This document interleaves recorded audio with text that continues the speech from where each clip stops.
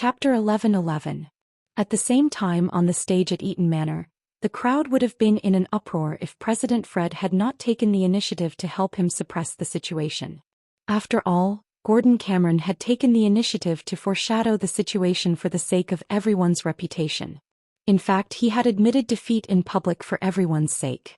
President Fred thought that Gordon had good intentions, and Gordon was a student of Powell Kennan, a respected veteran in the industry. Although they weren't familiar with each other, he was indeed one of them, so he couldn't treat him like this. Meanwhile, in China, tens of thousands of miles away, Big Beard Deng, who was almost paralyzed from exhaustion in order to coordinate with the domestic promotion of women, gave himself a rare day off today. As a senior director in the industry, of course he would receive heavy industry news from the United States. He had heard about Luo and Zhu at 10 o'clock last night. Based on Big Beard Deng's understanding of Qin Guang, although the news did not mention that Qin Guang would be involved in the mysterious stage play, he had a feeling that this guy was definitely involved. It was too much of a coincidence, and the strangeness of this matter was very much in line with Qin Guang's style of doing things. Because he went to Los Angeles, then Donald Jostein streaked, and then the Oscar judges went to Princeton, New Jersey. Then while Qin Guang was fighting a lawsuit, a play Romeo and Juliet popped up inexplicably on the other side. It was impossible to say that Qin Guang was not involved. Because of this, although Big Beard Deng was very tired, he still asked Xianxia to wake him up at 6 o'clock in the morning. After breakfast, the two of them stayed in front of the large-screen TV to watch the foreign broadcast of UBC. Director Deng, do you think Qin Guang might be on stage? But isn't he from the Princeton Repertory Theater? I've heard of Gordon Cameron. He's a well-known figure in the North American theater industry. What Xianxia meant was that he didn't think this matter had much to do with Qin Guang. Big Beard Deng shook his head. No, my intuition tells me that this must have something to do with Qin Guang. It's even possible that he did it. As the first die-hard fan of Qin Guang, Xianxia was doubtful. He's Chinese. Can he play Romeo? Big Beard shook his head then nodded. Forget it. We'll know when we keep watching. The performance will start in 5 minutes. Won't we know everything then? He is determined to win the Oscar this time. I think that as long as he can prove his ability, he will do anything. Xianxia nodded in agreement. She looked at the big screen as she stuffed a bun into her mouth. That's possible. His skin color and appearance can't hide his acting skills. On the other side of Yanjing, Jin Shuiwei and Jiang Yage had also gotten up early and were watching the TV attentively. The two of them were much more confident than Big Beardy. Jiang Yage gritted her teeth and said, "It must be our dear Romeo." Jin Shuiwei nodded. I didn't expect him to come up with this idea. Then we have to thank those old fools for giving us a chance. They are all gathered together. Qin Guang will definitely do something to catch them all. Don't say that, Solomon. It's as if Qin Guang is a bandit. Jiang Yage chuckled. Isn't that right? He looks no different from a bandit. It's like he's going to rob the Oscars. If he wants to rob the Best Actor throne, then he has to rob the brains of those old fools first. Let them personally experience the power of world-class acting. Jin Shuiwei said, I hope he succeeds in one go. No, he must succeed in one go. If he fails, it must be the fault of the actress who plays Juliet. She'll drag him down. Jin Shuiwei smiled and patted Jiang Yage on the shoulder. You don't even know who is playing Juliet, do you? Who? Irma Watson. To Wei. How did Qin Guang invite her? It was obvious that Irma wasn't well known among Europeans and Americans, but as a top drama actress and talented young performing artist who had risen to fame in recent years, Irma had a resounding reputation in the circle. Even in China she was well known. Jin Shuiwei tilted her head and thought for a moment. Solomon, do you think it's difficult for him to attract girls? Jiang Yage was silent for a moment. That's true, but I'm not worried. He's picky now. Irma's acting is good, but it doesn't meet his aesthetic standards. How do you know? He said he likes Chinese girls. Also, if she must have blonde hair and blue eyes, then she must have big waves. That can't be right. He also has requirements for hair. Jiang Yage took a deep breath. Big waves. They have to be read separately. Jin Shuiwei. Although Jiang Yage and Jin Shuiwei were young, they had become famous earlier. In recent years they had been to Hollywood more or less several times. They were deeply touched by these Oscar judges who talked about art but were very arrogant and conceited in their bones. Both of them knew how difficult it was for Qin Guang to become an emperor in acting, but they understood Qin Guang. They knew that he would never give up once he was serious, so they never tried to persuade him. Anyway, they wouldn't be of much help if they followed him. The only thing they could do for him was think of ways to promote women in the country and help him clear his worries. No matter what he did overseas, as long as the domestic base was stable, it wouldn't collapse.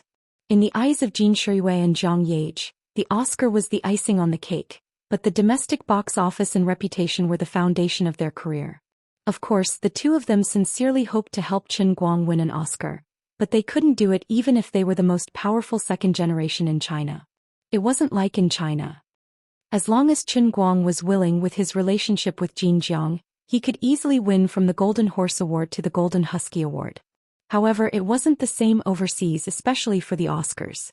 Although they were politically correct playthings that flaunted art, they still had to do some superficial work to convince the public. In addition, their political correctness was the political correctness of the American president, not the political correctness of the Chinese aristocrats. Finally, at 7 o'clock with the music, the lights on the stage dimmed, and the crowd quickly quieted down. The legendary graduation ceremony of Romeo and Juliet, 4 young actors, had officially begun. Kent Cameron, who was standing under the stage, clenched his fists tightly and looked up at the stage with full attention. He had never been so nervous before. He was even more nervous than when he had led the drama troupe to the Golden Vienna Hall. At first he was happy because of Qin Guang's aristocratic style, but he gradually calmed down. After all, he didn't know Blake at all. This was a live stage play that attracted worldwide attention. Now Kent couldn't even trust the professional actors in his own troupe, let alone others. He was a little afraid that the aristocratic young man named Blake would mess it up on the stage. That would be disastrous. With a brief narration, the background of the story in Verona was briefly explained. The scene changed and went directly to the banquet hall where Romeo and Juliet met for the first time. This was a play that everyone was familiar with. Most of the people who came here were also fans of the art of film or drama itself. In order to maintain the pace of the stage play, the story background was particularly brief. The banquet hall, which was decorated in the medieval Italian style, appeared in front of the audience under the gradually brightening lights. When the bright lights reached their peak, the originally still people on the stage moved in an instant. The change from extreme silence to liveliness took less than a second. The quiet stage instantly turned into a bustling aristocratic ball. In the lively ball, the aristocratic guests dressed in luxurious clothes came and went, sometimes whispering to each other. Sometimes brave young men would send invitations to beautiful aristocratic ladies, and then they would dance together on the dance floor. Many of the audience could not help but frown slightly. Although the actors on the stage performed very professionally, the purely digital background, coupled with the actors' slightly stiff and rigid performance, still cast a layer of haze over this classic stage play. Of all the actors on stage so far, probably only Irma, who played the role of Juliet, performed well. Her every frown and smile revealed a sense of spirituality. As for the others, they were far from being able to perform well. This was a qualified performance, but it was not worthy of today's fame and occasion. Out of etiquette, people did not whisper to each other, but if there was no change, the scene would quickly deteriorate. King Cameron really wanted to dig a hole and hide in it. He knew that his troupe members had tried their best. However, the rehearsal time was indeed too short. It was already considered very professional for everyone to be able to perform without any obvious flaws. However, he still wanted to ask for more. He wanted everyone to perform perfectly and reach the true state of performing art. It was really too much. King Cameron looked down the stage again. The dim lights illuminated the slightly frowning faces and he let out a long sigh. He could roughly imagine the expression of the audience in front of their televisions all over the world. Perhaps after today's performance, my Princeton drama troupe will consider moving and changing its name? Forget it, the greater the loss this time, the more old President James will owe me. Old President James was a very kind person, and there was no need to take the initiative to mention it. The more serious the loss, the more he would find a way to compensate. With old James's connections and reputation in the industry, even a simple greeting would be enough to bring my Princeton drama troupe to a higher level. The benefits could be expected, but the entire troupe would be reborn, and they were very reluctant to leave. President Fred and the others were also very nervous, but old James and the others felt more at ease. This stage was actually produced by them, and they also knew who was playing Romeo. Everyone in the world party had confidence in Qin Guang, and they did not believe that Qin Guang would mess up the performance. Suddenly, the people on the right side of the stage fell silent again. Romeo, played by Qin Guang, trotted out of the darkness with his friend. The two young people ran forward quickly, and Romeo's friend turned back to urge them. Romeo, played by Qin Guang, walked forward quickly while tidying up his mask. Jin Shiyue and Jiang Yage, who were separated by the ocean, suddenly froze. The two of them forgot what they were just saying. Big Beard Deng's brows furrowed tightly at first, but he soon unconsciously relaxed. Although Qin Guang's appearance had changed a lot, the moment he stepped on the stage, Big Beard Deng was 100% sure that this was Qin Guang. She didn't know what he had done, but for some reason when he appeared on the screen, a salty and moist smell that seemed to come from the Mediterranean floated out of the screen. Even the lights that shone down on the stage suddenly had an old-fashioned feel to them. Others didn't understand what was going on, but Big Beard Deng and Jiang Yage did. This was Qin Guang's incredible acting skills. The moment he stepped on the stage, he released a domain-like power that only belonged to him. His stage, the audience below the stage, and even the live audience in front of the TV were all enveloped in his domain-like power.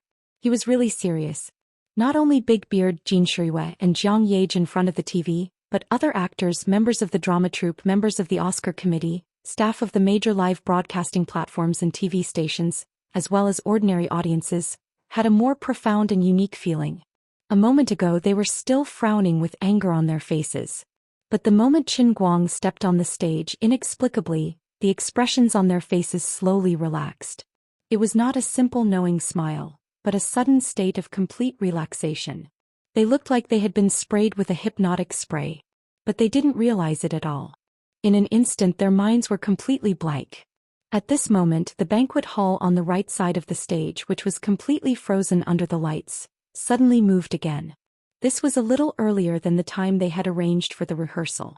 Originally, the people inside should have moved when Romeo and his friends ran to the so-called main entrance of the banquet hall.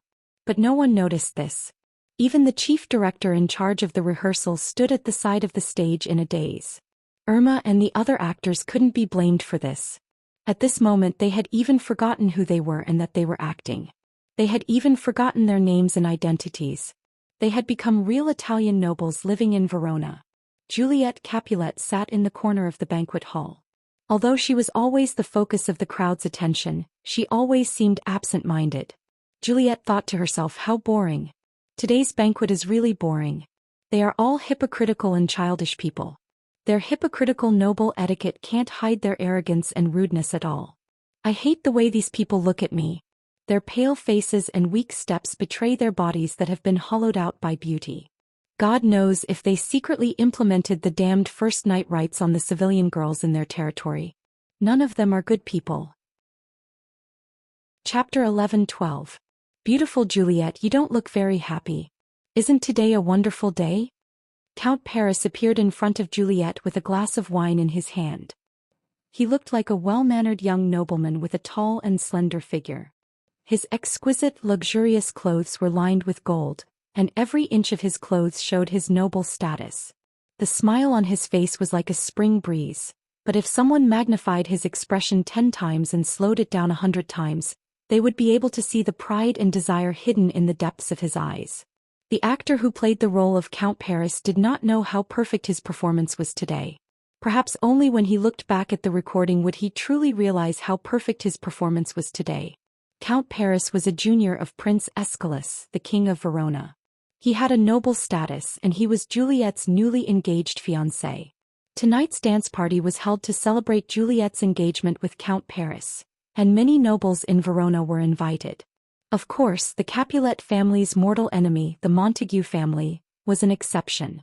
However, Juliet did not like Count Paris at all. She even felt that he was the most hypocritical person she had ever met. She had heard many bad rumors about Count Paris, but she did not have any say in her marriage. It's nothing, Count Paris. I'm just a little tired. Oh, my dear Juliet, I'm already your fiancé. You should call me by my name. I'm not used to this suddenly. Count Paris, someone seems to be calling you over there. Okay, I'll go and greet them. After finally sending Count Paris away, Juliet had a short moment of peace. Do I really have to spend the rest of my life with such a man? How pitiful. Just as Juliet was thinking about this, two young men wearing masks suddenly burst into the banquet hall.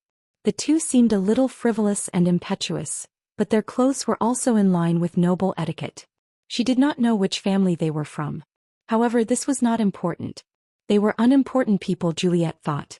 Romeo and his friend wandered aimlessly through the crowd, whispering to each other. Romeo, forget about Rosalyn. Look at all the lively and cute girls in this banquet hall. Every one of them suits you better than Rosalyn. Romeo's friend advised him. Impossible. You have no idea how perfect Rosalyn is. She was so kind and beautiful. All right, but she's not interested in you. You're the heir of the Montague family. Why waste your precious life on someone who doesn't even like you? Romeo, played by Qin Guang, was whispering to his friend Benvolio. Of course, with the help of the hidden microphone, the TV, computer, and the live audience could hear their whispers clearly. Only the other actors on the stage were in the dark. If there were still people who could maintain their rationality, they would be amazed at the performance of the other actors. It was impossible not to hear Romeo and his friend chatting, but they did not show any flaws on the stage. Their performance was perfect and impeccable. In fact, no one knew that the actors on the stage did not even know that they were acting. They also could not hear the whispers of Romeo and Benvolio that everyone else could hear. They were only separated by the edge of the stage, but the stage and the stage were completely separated into two different worlds. On the inside it was the city of Verona from hundreds of years ago. On the outside it was the modern world. It was not only the three-dimensional space that was separated but also time. Finally, as the lights in the banquet hall in the first scene dimmed, Romeo and Juliet reluctantly said goodbye. The two young people who met for the first time quickly fell into the river of love. They almost turned back after every step, and when they waved goodbye, their hearts felt like it was being cut by a knife. It was unknown whether it was Qin Guang and Irma or the real Romeo and Juliet standing on the stage. The two of them vividly portrayed the feeling of missing each other to the point that they couldn't breathe even though they were facing each other. When the stage fell into complete darkness, the TV, computer, live audience, and the Oscar judges suddenly woke up. The first scene was over? What just happened? No, nothing happened just now. We only watched the first scene of Romeo and Juliet, but why did it feel like our time was stolen? Looking around the world, there were about 100 million people watching this scene at the same time. Almost all of them took a deep breath, and the same thought appeared in their minds. Were we watching a stage play just now? But I clearly felt like I had returned to medieval Italy, and I even stood in the banquet hall where Romeo and Juliet met. It seemed like we had also become a part of this play. Maybe we were a bystander, or maybe we were an insignificant character in the banquet hall, or maybe we were just a fairy floating in the air and an invisible god, watching this pair of doomed acquaintances. Everyone's personality and life experience were different, and everyone had a different sense of existence when watching this stage play. For example, professional actors like Big Beard Deng and Jean Jiang, or Liz, or William Jones and Bent Affulet, who were hiding in the crowd under the stage. What appeared in their minds was an entire stage, an entire world. They were the incarnations of invisible gods. They could see the existence of this world as if it was within their reach, but they had forgotten their own reality. For ordinary art lovers, what appeared in their minds was the scene in front of them, and they became bystanders who had no sense of existence but still stood on the stage. Even the flickering candlelight would leave an imprint in their eyes and minds. As for ordinary people, they even had feelings of resistance at first. After all, the stage play was relatively small, and the performance was Romeo and Juliet, that they had heard so many times before. At first they thought this was a boring program that would make people sleepy. But in the end they did not change the channel. Instead they unconsciously followed their emotions and the people in the play into the play. But what was particularly strange was that even though everyone knew that these two people were destined to end tragically, they did not realize this at all. They forgot time, forgot the story, forgot the ending, and forgot the inevitable tragedy in the fate of these two young people. Now, when the first act finally ended, they suddenly came to a realization, and their minds began to recall the countless details on the stage just now. Those who knew performing arts, such as Liz, who was far away in London, and President Fred, who was sitting under the stage, were all terrified when they thought about it. They did not understand why, and even more did not understand how Romeo did it. It was as if the moment Romeo appeared on the stage, the stage play had completely sublimated. Every actor on the stage became full of spirituality. Every little gesture, every expression, every line and tone of voice became impeccable. What was even more difficult to understand was that even the stage scenery and props became more real. No, even the virtual background played on the digital screen, now that they thought about it, was directly playing the background of the musical version of Paris, France in the year 2000. But just a minute ago they clearly saw the infinitely real scene with the naked eye. What the hell is going on? Are our consciousnesses confused? Or are we really pulled into the world of the play? Qin Guang's world-class acting, the more knowledgeable people were, the deeper they fell into it. Whether it was the live audience or the live broadcast audience in front of the TV, they all fell into it. As for those who did not understand, they could only say that they did not understand, but they could only say that they did not understand. Although they did not know how to describe it, in any case it was very amazing. Anyway, at that time they could not remember anything. But one thing was for sure, before Romeo appeared on the stage, everything on the stage looked very sloppy, even rough. But as soon as he appeared on the stage, everything in the play seemed to come to life, and everything in the play seemed to have a fresh life. So, the one who brought this change could only be that Romeo. Who the hell was he? Why had they never heard of such a great actor in the Princeton drama troupe before? This kind of character should have been famous long ago, but no one had any impression of him. After giving everyone a 5-minute break, accompanied by Romeo hiding in the corner of the garden of Capulet's garden and Juliet calling from the balcony, the second act of Qin Guang's version of Romeo and Zhou began. In fact, today's script of Romeo and Zhou was a little different from the past. There were many temporary adjustments and compression. There were also some changes to the main dialogue, slightly different from the original classic, and the narrative structure was not the commonly used flashback technique in the previous stage plays.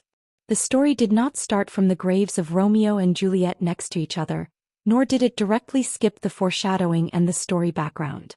Instead, it directly started from Romeo arriving at Capulet's house and seeing Juliet for the first time. As for the previous story, the background of the story about Romeo and another girl, Rosalyn, was simply explained through the dialogue between Romeo and his friend Benvolio, supplemented by a simple narration. This was a play that everyone was familiar with. In order to be able to finish in more than 2 hours, the director made a very simple and crude adaptation of the script. Although every line in Shakespeare's original version was classic, and every detail was very important, the fundamental purpose of today's Romeo and Juliet was to show off Qin Guang's acting skills.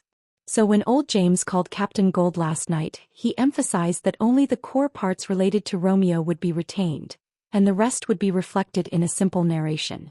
They had to use the shortest time, the least number of scenes, and tell the whole story from Romeo's point of view. As a professional drama leader, Gold Cameron was actually quite distressed by such an adaptation. Originally, in order to make a good play, manpower and material resources needed to work together. But with such a change in the script, the story was simplified and compressed to the extreme. To put it nicely, it was called an adaptation, but to put it bluntly, it was called destroying a classic. It was extremely difficult to achieve the desired effect. There were only 2 ways to save such a lousy script. Either poke the eyes of the audience blind, or hope that Romeo could really support the whole play by himself. But the latter was impossible. There was no such actor in the world. If this was just an inconspicuous stage play, it would not matter even if it was messed up. But then it became the focus of the world, which made Captain Gold panic. But now that the first act was over, leader Jean Tay immediately calmed down. Although he did not know where this Mr. Blake came from or who he was, it did not matter at all. He was simply a living god. The performance on the stage continued. The audience who had not yet digested the story of the first act were instantly pulled into a new story. They could not resist the attraction of the play at all. It was simply a magical whirlpool. Even in China, the old man who had never watched a European stage play and only liked to listen to Western clappers, had accidentally clicked on the drama channel when he wanted to watch the morning news. He had only accidentally glanced at the TV in the process of quickly changing the channel, and then he couldn't move his eyes away. Even those who did not understand English could see the subtitles in their eyes, but did not know that they were looking at the subtitles. When the actors in the play began to speak, they would subconsciously link the subtitles with the actors' lines seamlessly. This kind of stage play could even cross the barriers of language and skin color, time and space, and break through the barriers of interests and hobbies to completely pull the audience in. Qin Guang's domineering acting field did not only cover the 300 acres of land in Eaton Manor, but also completely swept through every inch of the world through the technology of modern live streaming and TV broadcast. When Prince Aeschylus read the last line in an impassioned yet sorrowful voice, the spotlight on the stage finally fell into complete darkness. This Romeo and Juliet, that belonged only to Qin Guang, finally came to an end. At that moment the entire Eaton Manor was silent. Not a single person stood up and applauded. Gradually, the first sob was heard, as if the first fire had been lit on the dry grassland. Sobs came from all directions. Even the senior members of the Oscar committee, even though they had seen Romeo and Juliet no less than 10 times, could not hide the pain in their hearts. They could not control their emotions at all.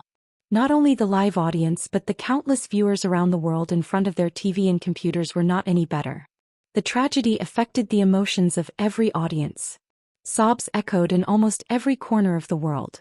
If the earth had feelings, it would probably be crying softly at that moment. Qin Guang stood quietly backstage.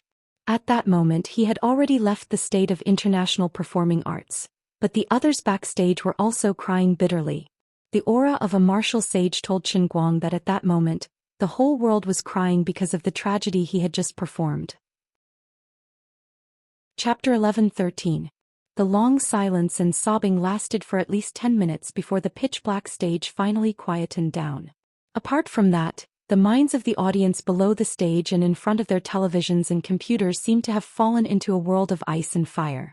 Half of them were still reminiscing about the tragic fate of Romeo and Juliet, while the other half were desperately thinking about a question. They had a vague impression of the actress who played Juliet. It was a young actress named Emma Watson, but who was Romeo? Who was the young man who brought the stage play from mediocrity to shock the world?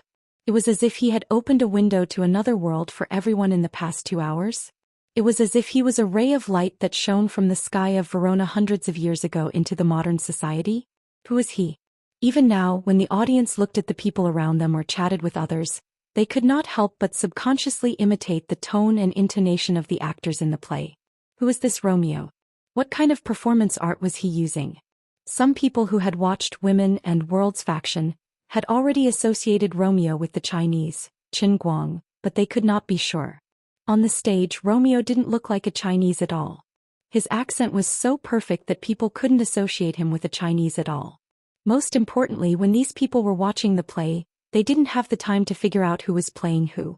All their thoughts were emptied. Even though the play had ended, even though they had begun to guess Romeo's identity, they were still blinded by the fact that the two were the same person. Old James and the other 29 members of the World Party's underground organization silently wiped away their tears and looked up at the bright moon in the sky. They thought to themselves that they were right about Donald. That despicable Donald had led everyone into the ditch. King Cameron tried his best to hide the excitement in his heart.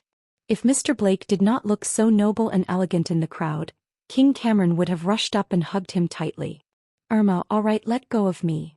Qin Guang gently patted Juliet's back. Ever since the performance ended, this girl had been hugging him uncontrollably. Emma Watson snapped out of her daze and released her grip on Qin Guang's back. She took a step back and said, "I'm sorry, Romeo. I couldn't control myself." Qin Guang smiled. "I'm not Romeo or Irma. The show is over. We're actors." Following Qin Guang's explanation, the other actors who had also woken up pricked up their ears. Everyone wanted to know who this Mr. Black was. They racked their brains, but they couldn't think of a perfect actor named Blake in the world before. They all knew that this was an alias, so who exactly was he? Which performing arts school did he graduate from? Or was he the descendant of some great master? Could it be that he was really the descendant of the Montague family from Verona that Philip's assistant had mentioned? Irma immediately realized that although Qin Guang's accent was different from before, the timbre was his original voice. Irma woke up with a start. "Oh my God, why did it take me so long to realize?" But Irma quickly realized that she had been too immersed in her character. During the performance, she didn't have the energy to think about who the other party was. All she knew was that she was completely immersed in the world of Romeo and Juliet. "Dear." Irma wanted to call out Qin Guang's name. But Qin Guang immediately stopped her. "Irma, don't be anxious. We haven't finished what we have to do. We should go on stage and thank the audience. Irma didn't understand Qin Guang's intentions, but she wouldn't question his decision. She just replied blankly, okay. Qin Guang turned around and greeted King Cameron. King Cameron came back to his senses and hurriedly asked the others to tidy up and get ready to go on stage. Mr. Cameron, there's something I need to trouble you with. Okay, Mr. Blake, go ahead. I need a piano. I want to play a song as a gift for today's curtain call. Okay, right away. I'll get someone to prepare it. King Cameron immediately turned around to make arrangements. Mr. Watson, who is Romeo? Who is this Romeo? President Fred turned around and asked Old James, unable to control himself. Old James pretended to be a fool. I'm not sure, President Fred. Who do you think it is? Who in this world can have such acting skills? In fact, Old James was already hinting at it, but Fred didn't realize it. Malfoy Bentler, who was next to him, also frowned. I've never heard of such a talented actor in the Princeton Repertory Theater. Just a genius. Daimon said sarcastically. Malfoy opened his mouth to argue, but after a while he couldn't say a word. Okay, I admit that if we put aside his identity as a young man, then he's a well-deserved master. Old Foreman, who was next to him, didn't try to hide it anymore. Just a master? Okay, this is a great artist who truly founded a school. I don't understand how he did it, but obviously before and after he went on stage, the other actors on stage and us, the audience, didn't think the same thing. What he brought to us might be another level of performing arts. Seeing that Malfoy was speechless, Fred rushed to say. But still no one knew who was playing Romeo. Old James and the others who knew the inside story held it in. They were waiting for the moment when Qin Guang would reveal the mystery himself. They really couldn't be bothered to explain to Fred and the others. In fact, if they had watched Women or World's Pie before, they could completely associate the actor who played Romeo with Qin Guang. Because other than the same person, no one else could do what he did. Lights finally appeared on the stage again, and a group of main cast members slowly stood on the front stage. Qin Guang, who was dressed as Romeo, stood in the middle of the crowd. On his left was Irma and on his right was the director. The pitiful Captain Gold originally wanted to come over and rub his face with them, but he was busy moving the piano with a few staff members. Thank you, everyone, thank you for coming to Eaton Manor today. Thank you for enjoying Romeo and Juliet, from the Princeton Repertory Theater. The director stood on the front stage and spoke passionately. He was about to give a long speech but was quickly interrupted. Even Irma, who was next to him, didn't get a chance to speak. The audience below the stage had already gone crazy, and everyone was shouting Romeo. Even the staff in charge of the live broadcast and the lighting learned from the others. They stood up and shouted as if they wanted to see the world in chaos. Some people were simply shouting Romeo's name, while others were asking who he was. Some were even asking if he was Qin Guang. The director had no choice. He first looked at Irma apologetically and then turned to Qin Guang. Mr. Blake, everyone wants to hear your speech. Below the stage, Brosnan, who was sitting next to Malfoy, suddenly screamed. Brosnan, what's wrong? Malfoy, did you forget? The mysterious man who conquered everyone with his incredible playing skills and unparalleled creativity in my coffee shop the day before yesterday is also called Blake. Brosnan, but I remember you saying that he's blind with black pupils and black hair. Brosnan was stunned. Think so? While the two were chatting, Qin Guang waved his hand without saying a word. The crowd around him parted to the sides, revealing the piano that Captain Gold had just brought over. Brosnan's eyes widened. Damn it. Malfoy, isn't that the Pearl of Mississippi that you put in the castle? Malfoy Bentler stood up agitatedly. Oh my God. My beloved baby, how could they? Old James and Old Foreman pressed down on Malfoy's shoulders, one on the left and one on the right. In fact, they had secretly given the key to the castle's side door to Commander Gold, but they didn't expect Gold to be so bold as to bring out Malfoy's precious baby. Don't worry, Malfoy. You won't break it. But, Brosnan spoke again. Malfoy, something's wrong. I suspect that this Blake is the Blake I met the day before yesterday. Malfoy Bentler calmed down a little. It can't be, right? On the stage, Qin Guang had already shaken his clothes and slowly sat down in front of the piano. He first talked to himself but also seemed to be talking to the others. Many people have asked me who I am. Before I answer your questions, I'll first present you with a song that I've never played before. Consider it a thank you gift for coming tonight or waiting in front of the TV to support me. In order to maximize the effect of tonight's performance, Qin Guang did everything he could. The more people wanted to know the answer, the more he hid it. Perhaps many TV stations that had been forcefully delayed hated him to death. Now that he did not end the live broadcast, whether it was UBC or other TV stations with secondary authorization, they would not change the program. He suppressed the emotions of all the audience, and then he would reveal the answer after he finished playing this song. Qin Guang had had enough of the slow scheming with the stubborn old fools of the Oscars. The 2-year deadline was getting closer and closer. Every day he wasted would mean a smaller chance of survival. If possible, he even wanted to let the dust settle tonight. Although it was very difficult, he worked hard in this direction. Everything he did was to increase his chances of success, even if it was just the slightest. If I were a singer, the audience would be the ordinary judges, and the stubborn old fools of the Oscars would be the guest judges. Then I really want to use 1900 Wavy Etude to make the whole world turn around for me. This is a classic that has never appeared in the world. It could even be said that in the world of Pianist on the Sea, 1900's talent and composition was fully embodied, but it had never appeared in the movie, let alone in reality. It was 1900 sitting alone in the hall on a stormy night. He seemed to be playing it casually, but in fact he was playing an extremely exquisite piece of music. It was the embodiment of 1900's talent in the world that only belonged to him. Everyone, please listen to 1900 Wavy Etude, Qin Guang said in a very calm tone, and then his fingers moved. Chapter 11:14. Brosnan and Malfoy, two famous musicians, were at a loss. 1900 Wave Etude? What's that? Have you heard of it, Brosnan? No, I've never heard of it. Malfoy was at a loss. Is it because we're too ignorant? On such an occasion, under the eyes of the whole world, if he really wanted to express his gratitude, shouldn't he play a famous song that everyone was familiar with? But why haven't we heard of it? Brosnan's feeling became more and more obvious. Extraordinary people always do extraordinary things. We're not in a good enough state to understand. Although it was hard to understand, Brosnan was suddenly sure of one thing after less than 5 seconds of Qin Guang's fingers running over the keys. That's right, this Blake is that Blake. Malfoy, I'm sure that Blake who plays Romeo is the blind man who conquered all of us the day before yesterday. I suspected that he was too good at pretending to be blind that day, but if he has such acting skills, then it's not surprising. The song he's playing now should be an original piece inspired by The Pianist on the Sea. He has the ability. If it weren't for the fact that he has so few works, I would even compare him to Tchaikovsky.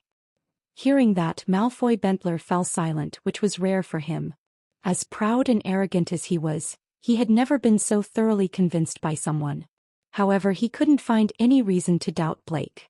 If both Blake were equally black, Malfoy Bentler could only admire him from the bottom of his heart.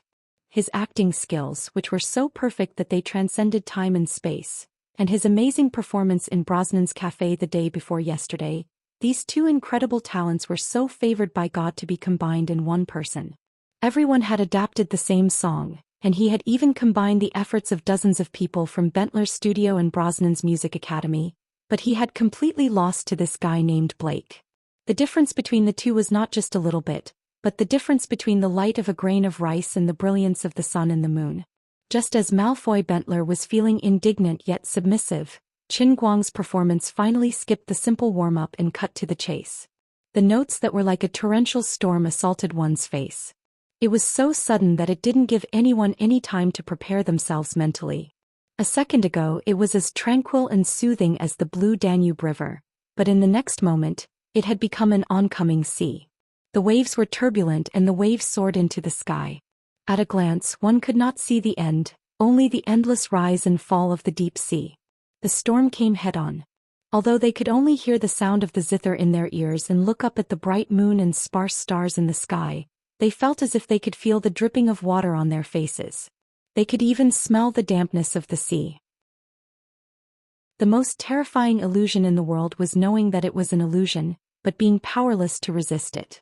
It was the same with the Romeo and Juliet, just now, and it was the same with the Wavy Etude 1900 now. It might have been better for others, but for people like Brosnan and Malfoy Bentler, it was a great torment, but it was also a great happiness. Because the two of them had life experience, they understood movies and they understood music.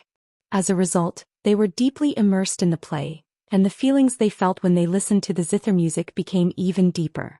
10 minutes ago, they were still deeply immersed in the sad story of the young couple, and their hearts ached so much that they couldn't breathe.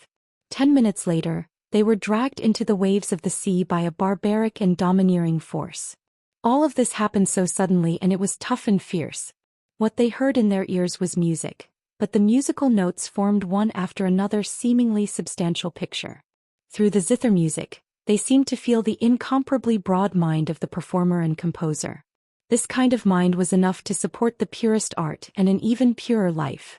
Just like 1900, who was born in the sea and died in the sea, he came to this world with a pure life, but only left behind a purer life. He was like a white steed that flashed past a crack, and he didn't even have a real name. But even so, it couldn't be denied that in the world that belonged to him as outlined in the movie, he was worthy of the word great. People vaguely understood the true meaning of Blake's 1900 wave-breaker etude.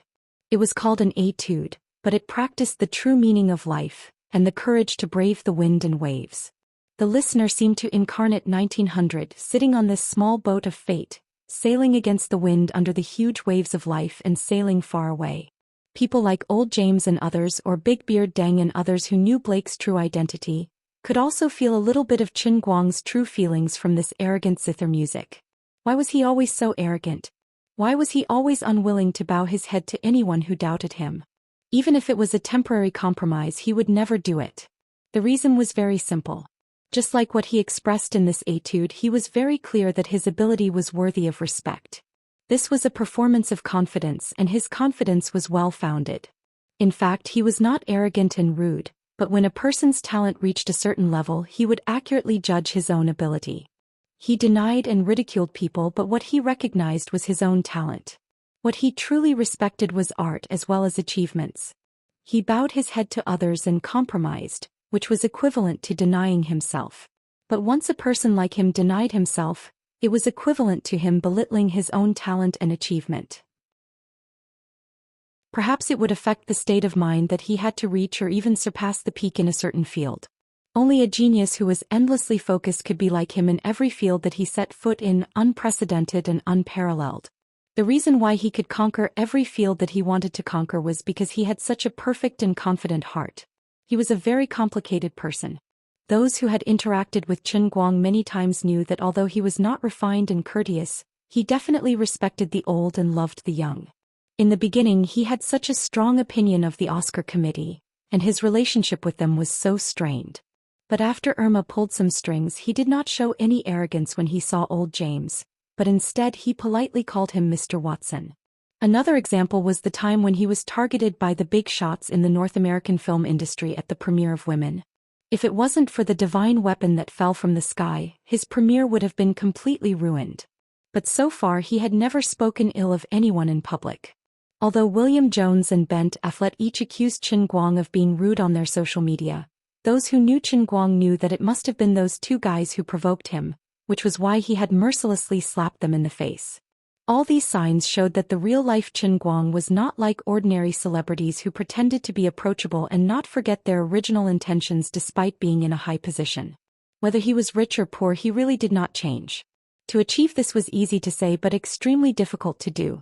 Only the true detachment from his bones could support his personality of not blaming others when he was lonely, and not being arrogant when he was glorious. But when it came to his professional field, well, even though he had a lot of professional fields, let's call it Qin Guang's field for now. In short, when it came to matters involving Qin Guang's field, he changed from a good boy who respected the old and loved the young to a madman who despised the authority of the world. In the past, Jin Shiyue and Jiang Yage thought that Qin Guang was quite schizophrenic, and sometimes they even wondered if they should find him a psychiatrist. But right now, this wavy etude 1900, which everyone thought to be Qin Guang's original work, made many people feel that they didn't understand him or that they didn't fully understand him gradually feel that they understood him. If Qin Guang, who was playing the piano and pretending to be pretentious, knew that his behavior today had left such an impression on people, he would probably laugh his head off. You really think too highly of me, my friends, you really detoxify me. I don't need such a state of mind. I'm basically a master who was forced to learn all kinds of things through force feeding. That's right, I'm actually schizophrenic. But I don't want to see a psychiatrist, it's such a waste of money. Finally, the sound of the piano continued, gradually turning from rapid to slow, and people's hearts that were tightly gripped slowly calmed down. People looked back, and in this dark night, they seemed to see a window on the side of the ship. A ray of warm sunlight after the wind and rain shone through the window into the cabin of the ship, which was filled with countless floating dust. People's eyes were filled with the golden radiance of the sun, and countless dust spirits were jumping in the light. The imaginary scene in the minds of the listeners was like the song of the spirits coming from a quiet 1,000-year-old forest, which could make people's hearts become more peaceful and peaceful. After the sound of the piano stopped, whether it was in front of the stage or in front of the TV around the world, it seemed to be quiet for a whole minute, and then there was a deafening applause. Standing up from his chair, Qin Guang faced the stage. He faced the legal footage of UBC and YouTube as well as the infringing footage of Twitch and ABC. However, he was not interested in pursuing these people's infringement. Instead, he deliberately waved in the direction of these infringers and nodded slightly. Qin Guang's encouragement gave these infringers a shot in the arm. Now everyone could guess that this Romeo and Juliet was specially prepared by the Princeton drama troupe for Mr. Black. Even Kinte Cameron was taking the risk of losing everything. So, even though everyone was signing a contract with the Princeton Repertory Company, Mr. Blake was the one who had the final say. As long as he agreed, then they could shoot with confidence. Qin Guang held the microphone in his hand and was not in a hurry to speak. Instead, he looked forward with eyes as deep as the sea. Chapter 11:15. The sea of people formed by the audience stretched from the stage to the Castle Villa building dozens of meters away, spreading out in a fan shape. Sitting at the front were the 100 or so members of the Oscar committee. Qin Guang nodded to old James and the others in the crowd, whose eyes were shining. The crowd spread out on both sides. Many of them were celebrities from all walks of life that he had met in Brosnan's cafe that day. Qin Guang even saw Bravo and Waltzman, the two big bosses of Prince's laboratory, in the crowd. Oh, and the heads of other scientific research institutions who have been arguing with Zhou Xian recently. Other people, counting from here to the distance, were densely packed. Unknowingly, the place had been filled with nearly 20,000 people. Qin Guang glanced at the various cameras again. He thought to himself, there should be about 200 million viewers around the world right now, right? Then this means that on average 1 person in every 30 people in the world is watching the live broadcast of his stage play. According to the principle of word of mouth, as long as today is over, then the whole world will be shocked by his talent, especially his talent in acting. I only have one goal, and that is to make everyone who wants to watch movies or TV surrender from the bottom of their hearts and recognize that I, Qin Guang, am the strongest performing artist in the history of mankind. Thank you everyone. Thank you everyone. Thank you. Qin Guang finally spoke. He was full of energy and his pronunciation was perfect. This sentence was said in English, and it was a very pleasant, noble and elegant medieval aristocratic accent. Across the ocean, Jean Shuyue and Jiang Yage clenched their fists tightly, looking very nervous. Sister Shuyue, what are you nervous about? Yage, I'm nervous about what you're nervous about. I think he's going to start showing off. He's happy. Oh my God, where did you learn such rude words? You can't blame me. Didn't he read online novels from time to time some time ago? I also read his book and accidentally learned it. But this word is very suitable to describe him now. Aren't you the same? No, I'm just thinking that once he reveals his identity, the Oscar will be in the bag. I'm happy for him. Old James and the other members of the World Party held their breath. They knew that the real master, who had been neglected and prejudiced recently because of his skin color and personality, was about to reveal his true face to the world. When that time came, he really wanted to see how Fred and the others would react. I'll definitely go to Donald's house and drink all the wine he's hiding. This is his punishment. Madame Joshtam had brought back a copy of World Faction early in the morning. No wonder Donald had been hiding and refused to leave the house. He must have been studying it wholeheartedly. Previously, everyone was worried about his safety and repeatedly called him, but he was always secretive and refused to confess. He was clearly selfish. He must have decided to run naked because he sincerely recognized Qin Guang's artistic achievements and felt guilty. If you had told us earlier, we wouldn't have treated such a great artist like that. Do you want us to become negative examples in the history of art? We've been ruined by you. As for those who didn't know Blake's true identity, the doubts that had been hidden in their hearts were getting stronger. Who was this Mr. Blake who was like a gift from God to mankind? On the other end, Qin Guang finally spoke again. I know that many of you have all kinds of guesses about my identity. That's right, I'm not Blake. This is just an alias that I came up with. Everyone listened attentively. He was finally going to reveal the answer. On the stage, Qin Guang grinned before he took a deep breath and spoke in a different language. Let's not talk about this matter anymore, Qin Guang said. Thank you all. My friends from China, remember to like and follow me. Double-click 666. Big Beard Deng, who was overwhelmed with emotions, was forcing himself to drink water to suppress his shock. When he heard that, he spat a mouthful of tea onto Xianxi's face. Jiang Yage fell to the ground. I knew he could speak Chinese, but your northeastern accent is too abrupt. Jin Shuiwei covered her mouth and laughed. Isn't that his style?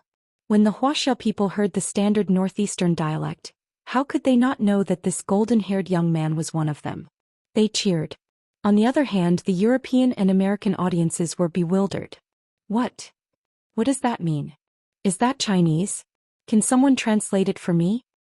Mr. Johnson, I've learned a little bit. Booker, go ahead.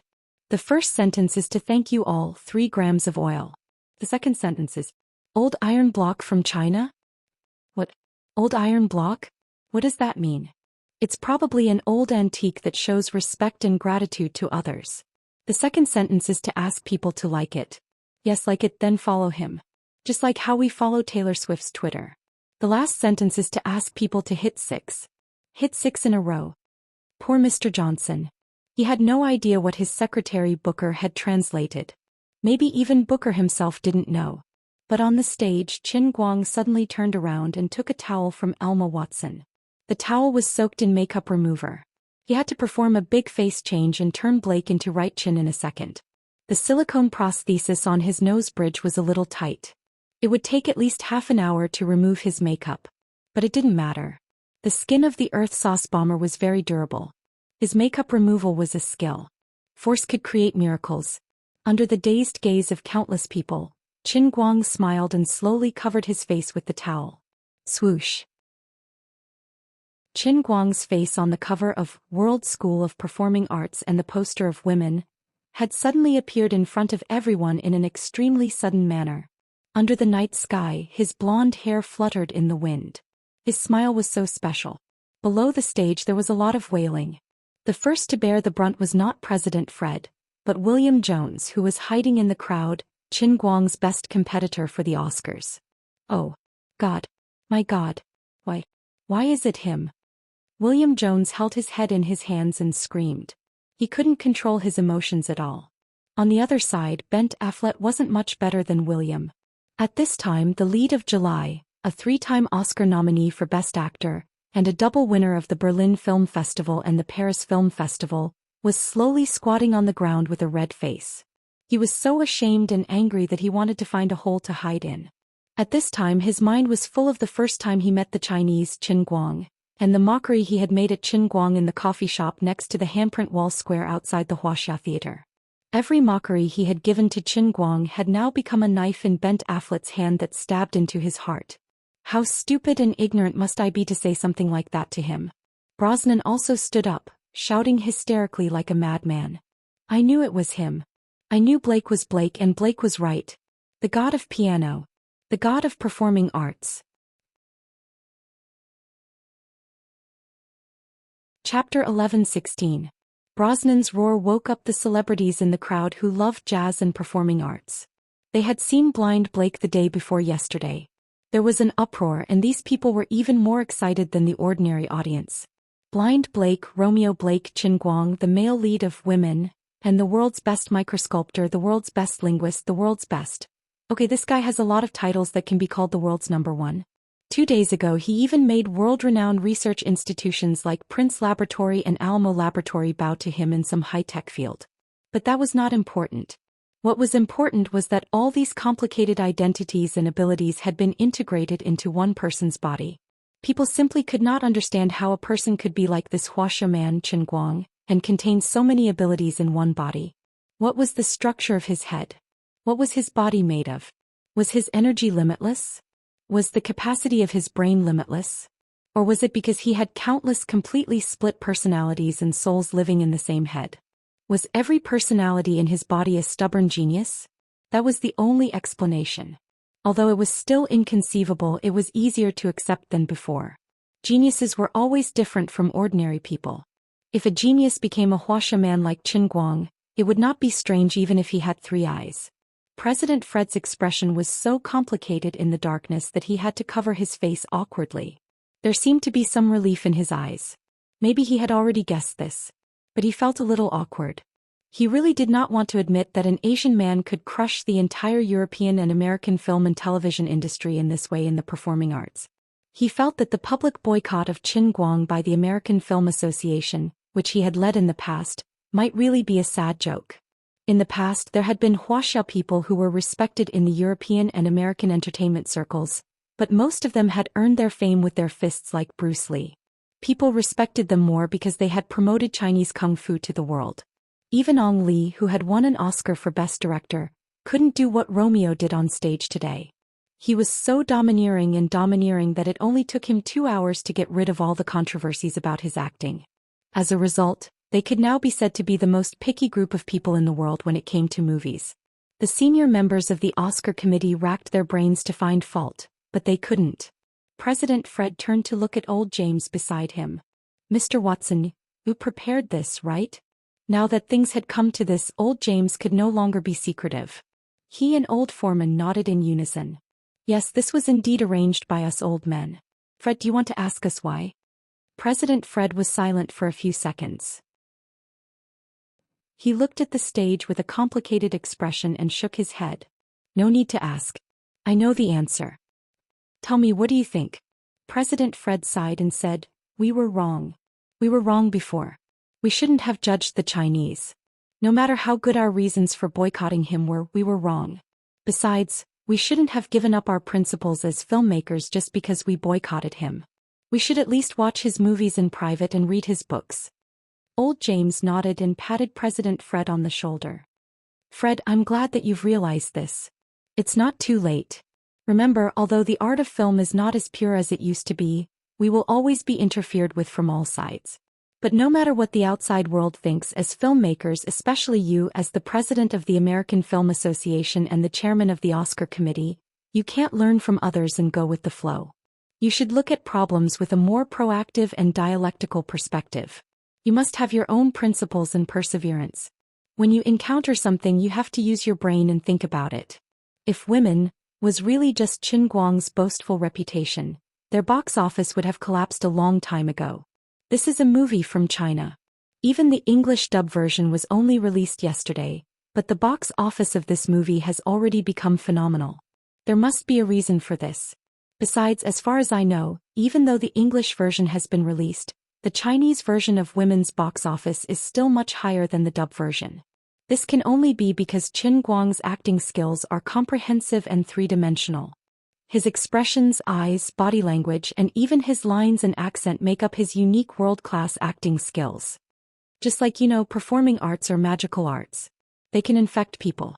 We all say that if a performance can make people immerse themselves in the scene and feel the same way, then it's a great performance. However, Qin Guang is different. He has brought out every single detail to the extreme, and through his world-class performance he has pulled the other actors and audience into his world. When we watch his performance, it's not just a simple performance, but it's like we're experiencing someone else's life. This is the highest level of performing arts. Fred was deeply remorseful. The old president is right. Old James nodded with great satisfaction and stopped lecturing Fred. He wouldn't admit that he was actually no different from Fred before. If Irma hadn't kidnapped him, an old stubborn man like him would only be more difficult to deal with than Fred and Malfoy. Fortunately, old James finally stood in front of Qin Guang with the help of his sensible granddaughter and came to his senses in time. Now, of course, he could righteously put on the posture of an old senior and preach to his successor Fred. The 29 members of the World Party were also doing the same thing as old James. They keep saying the same thing. Young people, lads, don't think that we're useless just because we're old. The old ginger is spicier after all. On the surface, the reason why we helped Chen Guang make this scene of Romeo and Juliet is to give him a chance to prove his ability in front of the whole world. However, gold would eventually shine, and no one could stop Chen Guang's unprecedented acting skills from gaining the acknowledgement of the world. The only difference was whether it was sooner or later. We're not giving Chen Guang a chance, we're giving all the members of the Oscar committee a chance. Our real goal is to make you the backbone of the Oscar committee, who have been selectively blinded by your own choices, re-examine this matter. The judges of this year can't be nailed to the pillar of shame in history. We can't let such a sentence be written in the history of art hundreds of years later. Because of arrogance and racial prejudice, the founder of the world's performing arts and one of the greatest performing artists in human history, Chen Guang, missed out on his first Oscar Best Actor award. Fred, who was then the chairman of the committee, and his companions joined forces to create the biggest shady business in the history of the performing arts. If that really happened, how sad would it be? After being reminded by these industry seniors who boasted of their foresight, people like Fred and Malfoy broke out in a cold sweat. Poor Donald Jostein decisively became the scapegoat again. It's all your fault, you selfish bastard. If you had told us earlier that Chen Guang was such a great person, he wouldn't have been in such a precarious situation. Apart from these people, the audiences in front of their computers and televisions all over the world weren't any better. Those who had already gone to the cinema to watch women felt that everything was as it should be. As for those who had never been to the cinema for various reasons, perhaps because they were boycotted or because they were busy or for some other reason, or because they didn't understand the monograph on World's Pie, their faces were flushed with embarrassment. Those in China who had mocked Chen Guang on the internet for losing face overseas felt like they were struck by lightning. They wondered if they should take a few days of sick leave to hide. Once again they secretly regretted in their hearts. Why were I so stupid? Why didn't I learn from my mistakes? Damn it, Chen Guang is a pit and he makes me fall into it every time. I'm so angry that I forget the pain every time the scar is healed. Why don't you fail once? Forget it, I'll call the cake shop and order a brownish-yellow spiral cake. There are a lot of people who want to eat sh*t now, and I definitely won't be able to make it in time for the hot one. I'll just use a cake with a similar color to top it off. What? The coffee-colored cream is gone?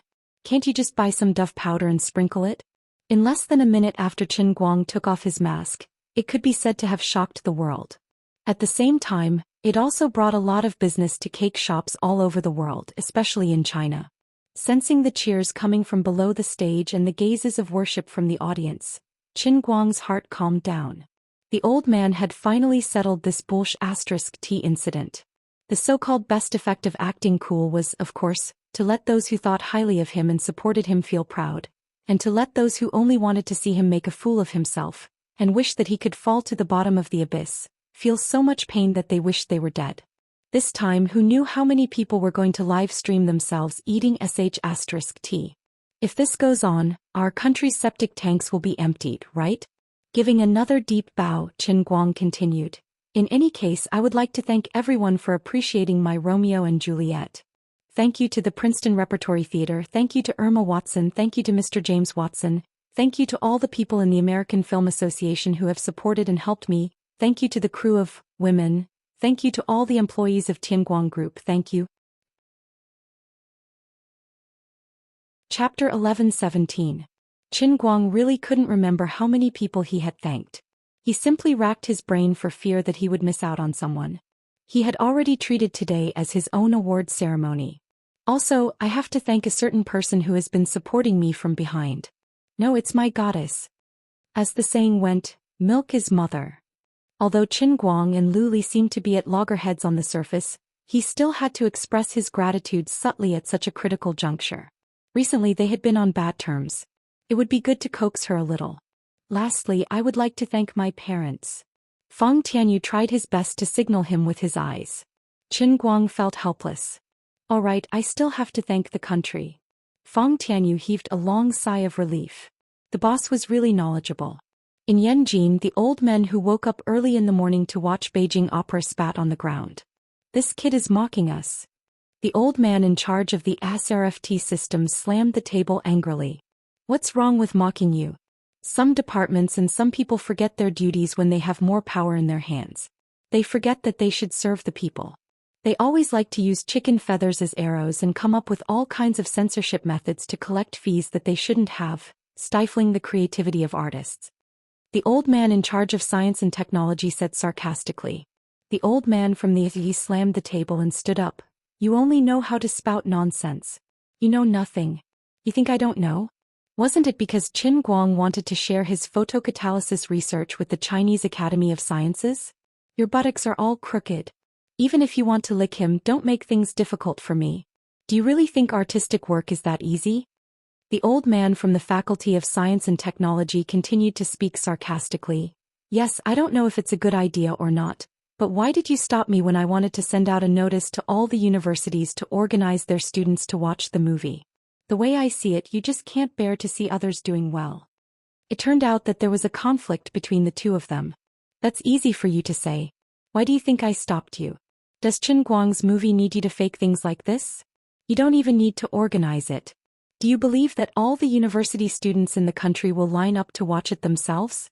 I'm doing it for your own good. So as to avoid being gossiped about. Can a layman not meddle in the affairs of a layman? Wait a minute, don't quarrel, it's a big matter. Hey, look over there, there's a white man running onto the stage. Old man Jin's eyes were glued to the screen when he was trying to stop the fight. When he saw the new situation, he immediately shouted. The two old men who were quarreling immediately calmed down and turned to look at the TV. They just happened to see an old man with messy hair running up the stairs. Why is Donald here? Below the stage, old James shouted in surprise. Qin Guang turned around and saw Donald Xian.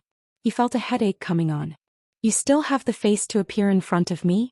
You don't even know how miserable I've been. Qin Guang clenched his fists tightly.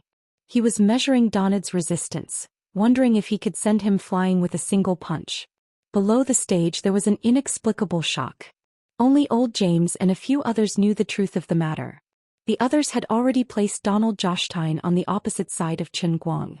Shouldn't the owner of the Wuxia theater, who was made to run naked by the Great Right, be the enemy of the Wuxia people? What was he doing here on such an occasion? Donald Xian started waving his arms crazily the moment he ran onto the stage. He shouted, Mr. Qin. I'm sorry. What? The famously stubborn and extreme Mr. Xian apologized to Qin Guang in public. What was going on? Wasn't he the one running naked? Why was he apologizing? Qin Guang sighed when he saw that. This bastard probably knew that he was going to be beaten up. He apologized so quickly. Forget it. Let bygones be bygones. Qin Guang waved his hand magnanimously. I'm not such a petty person.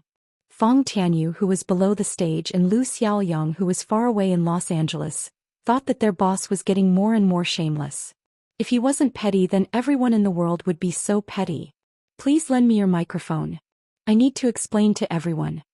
Donald bowed to Qin Guang in embarrassment before turning to borrow the microphone from Irma Watson. Everyone, I just came here from Los Angeles. I'm sorry that I missed Mr. Chen's Romeo and Juliet, but I'm glad that I managed to catch the last bus. I'm here to explain the misunderstanding that I've caused to everyone.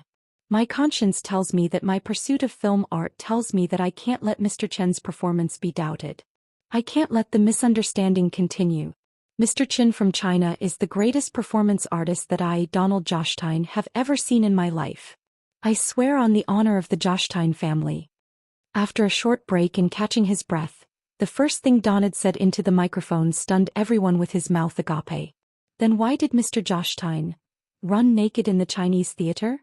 Not far away from the stage, the reporter decisively made a professional response and loudly asked this very sharp question. Everyone thought that Donald would at least be embarrassed. After all, he only wore a tie and checkered underwear, which made him look very funny. He had embarrassed himself. However, not only did he not feel embarrassed, he even had a proud smile on his face. I hope that many years later, my story will resound in the history of art along with Mr. Chen's name. Let me tell you an interesting story. 3 minutes later, Donald finished the whole story with an emotional voice. In the beginning, he looked down on Qin Guang to the ridiculous bet he made with Tang Xiao, and when Qin Guang received the support of many famous figures in the industry, he still felt indignant in his heart. He felt that the art of film was being humiliated. Later, with the help of his wife, Jenny Zhou Xian, he finally let go of his prejudice and flipped open the first volume of World School of Performing Arts, with Chen Guang's face on it. Then he was fiercely shocked.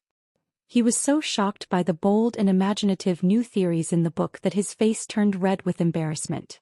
The next day, as the owner of the Chinese theater, he sneaked into his own theater in disguise. He finally felt what it meant to be a real world school. Yes, I finally understood my lowliness. He finally understood my foolishness. At that time, I finally understood why Qin Guang would bring his women across the ocean to Hollywood. Even though he knew that his actions would bring him endless resistance. He must have known that people like me would be an obstacle in his way. Everything he did was because he couldn't wait to contribute his great achievements to the world. No matter how much resistance there was, he was willing to pay for it himself. What a great feeling. Mr. Qin is such a great person. In order to defend true art, in order to make the light of art even more dazzling, he charged forward like a brave soldier on the battlefield. Compared to his greatness, I was so ridiculous and stupid. I felt so ashamed that I couldn't sleep at night. I just wanted to do something to get rid of the torture in my heart so that I could calm down and continue to study the great world faction. So I chose to fulfill my promise and ran a lap around the Wuxia theater in my underwear and a tie. Forgive my selfishness. I should have said all this earlier, but I was too addicted to World School. I just wanted to immerse myself in the ocean of World School of Performing Arts. Because of my selfishness and negligence, I brought a lot of trouble to everyone, especially to Mr. Qin. So here and now I want to apologize to Mr. Qin and all the filmmakers in the world. I'm sorry. Donna Joshtyne said. Then he bowed to the camera again. This time the whole world was silent because of his determination. Chapter 11:18. Qin Guang chuckled. Mr. Joshtan, don't be like this. It's not that serious. Joshtan's apology was sincere and he did it in front of the entire world. Most importantly, Donald Joshtan was a very honest man. Alright, he was a stubborn man. When he looked down on you, he would ignore you even when you waved a check at him. When he looked up to you, he would even throw away his pride to support you. It was torture to deal with such a person if you could not grasp his weakness. But once it was to his liking, or it could be said that he was subdued by something deep in his heart, he would no longer be secretive like many people who wanted to save face. Instead, he would directly turn from an enemy to a fan. Sensing the gazes of admiration coming from below the stage, Qin Guang couldn't sense any enmity, even with his acute senses. He even unconsciously glanced at William Jones and Ben Affleck, who were hiding in the crowd. These two were his strongest competitors for the Oscars. They used to be so arrogant, but now when they accidentally made eye contact with him, they turned their heads away in shame with apologetic looks in their eyes. Qin Guang could roughly imagine that at this moment, there might be people among the nearly 200 million people in the world who still had doubts about him, but that was no longer important. At least in the hearts of the majority of the audience, his acting skills were undoubtedly the best in the world. However, this was not enough. Performing arts such as movies and even TV series had a wide audience. Few people acted in movies, but at least half of the world's 6 to 7 billion people liked or had watched movies. 200 million people only accounted for 1/15 of the audience. This was far from enough. Including the people who had been conquered by women, Thunderstorm, and the world's faction, the total should not exceed 500 million. The overall proportion was still less than 1/6 of the audience. It was still far from the standard of the heavenly Holy Grail. However, Qin Guang wasn't anxious. With the development of modern information technology, his movie was still being screened and World Faction was still selling well. His feat tonight would continue to spread, and it was easy for people to go along with what others said. In the future, when more people started to acknowledge his acting skills, it would only be a matter of time before he left such an impression in the hearts of the 3 to 4 billion people watching the movie. The Chinese Qin Guang was fully deserving of being the world's best performing artist. In the hearts of those who understood his work, this idea was very strong. In the hearts of those who were merely parroting, this idea might still be doubtful, but at least it would leave an impression. Even if they did not completely approve of this idea, they would not deny it either. At least they knew about this person and this matter. Now what Qin Guang had done was equivalent to lighting a fire on dry wood and pouring a bucket of oil on it. Even if it rained, it would not be able to stop the fire. At this moment, Qin Guang knew that he had basically succeeded. Donald spoke again. Mr. Qin, I'd like to take this opportunity to officially invite you to leave your handprint on the handprint wall in front of the Wuxia Theater on behalf of the Wuxia Theater. This will be the greatest honor of the Zhou Xian family in the past 100 years of being involved in the film industry. Please allow me to express my sincere apology and unparalleled respect to you with the highest courtesy of the Zhou Xian family. Indeed, there had been Chinese people who had left their handprints on the handprint wall in the past. However, that was the operation of the market economy. It was not recognized by the mainstream in Europe and America. Because of that, it had caused a lot of controversy. As a result, Donald had not allowed anyone to leave their handprints on the wall for the past 2 years.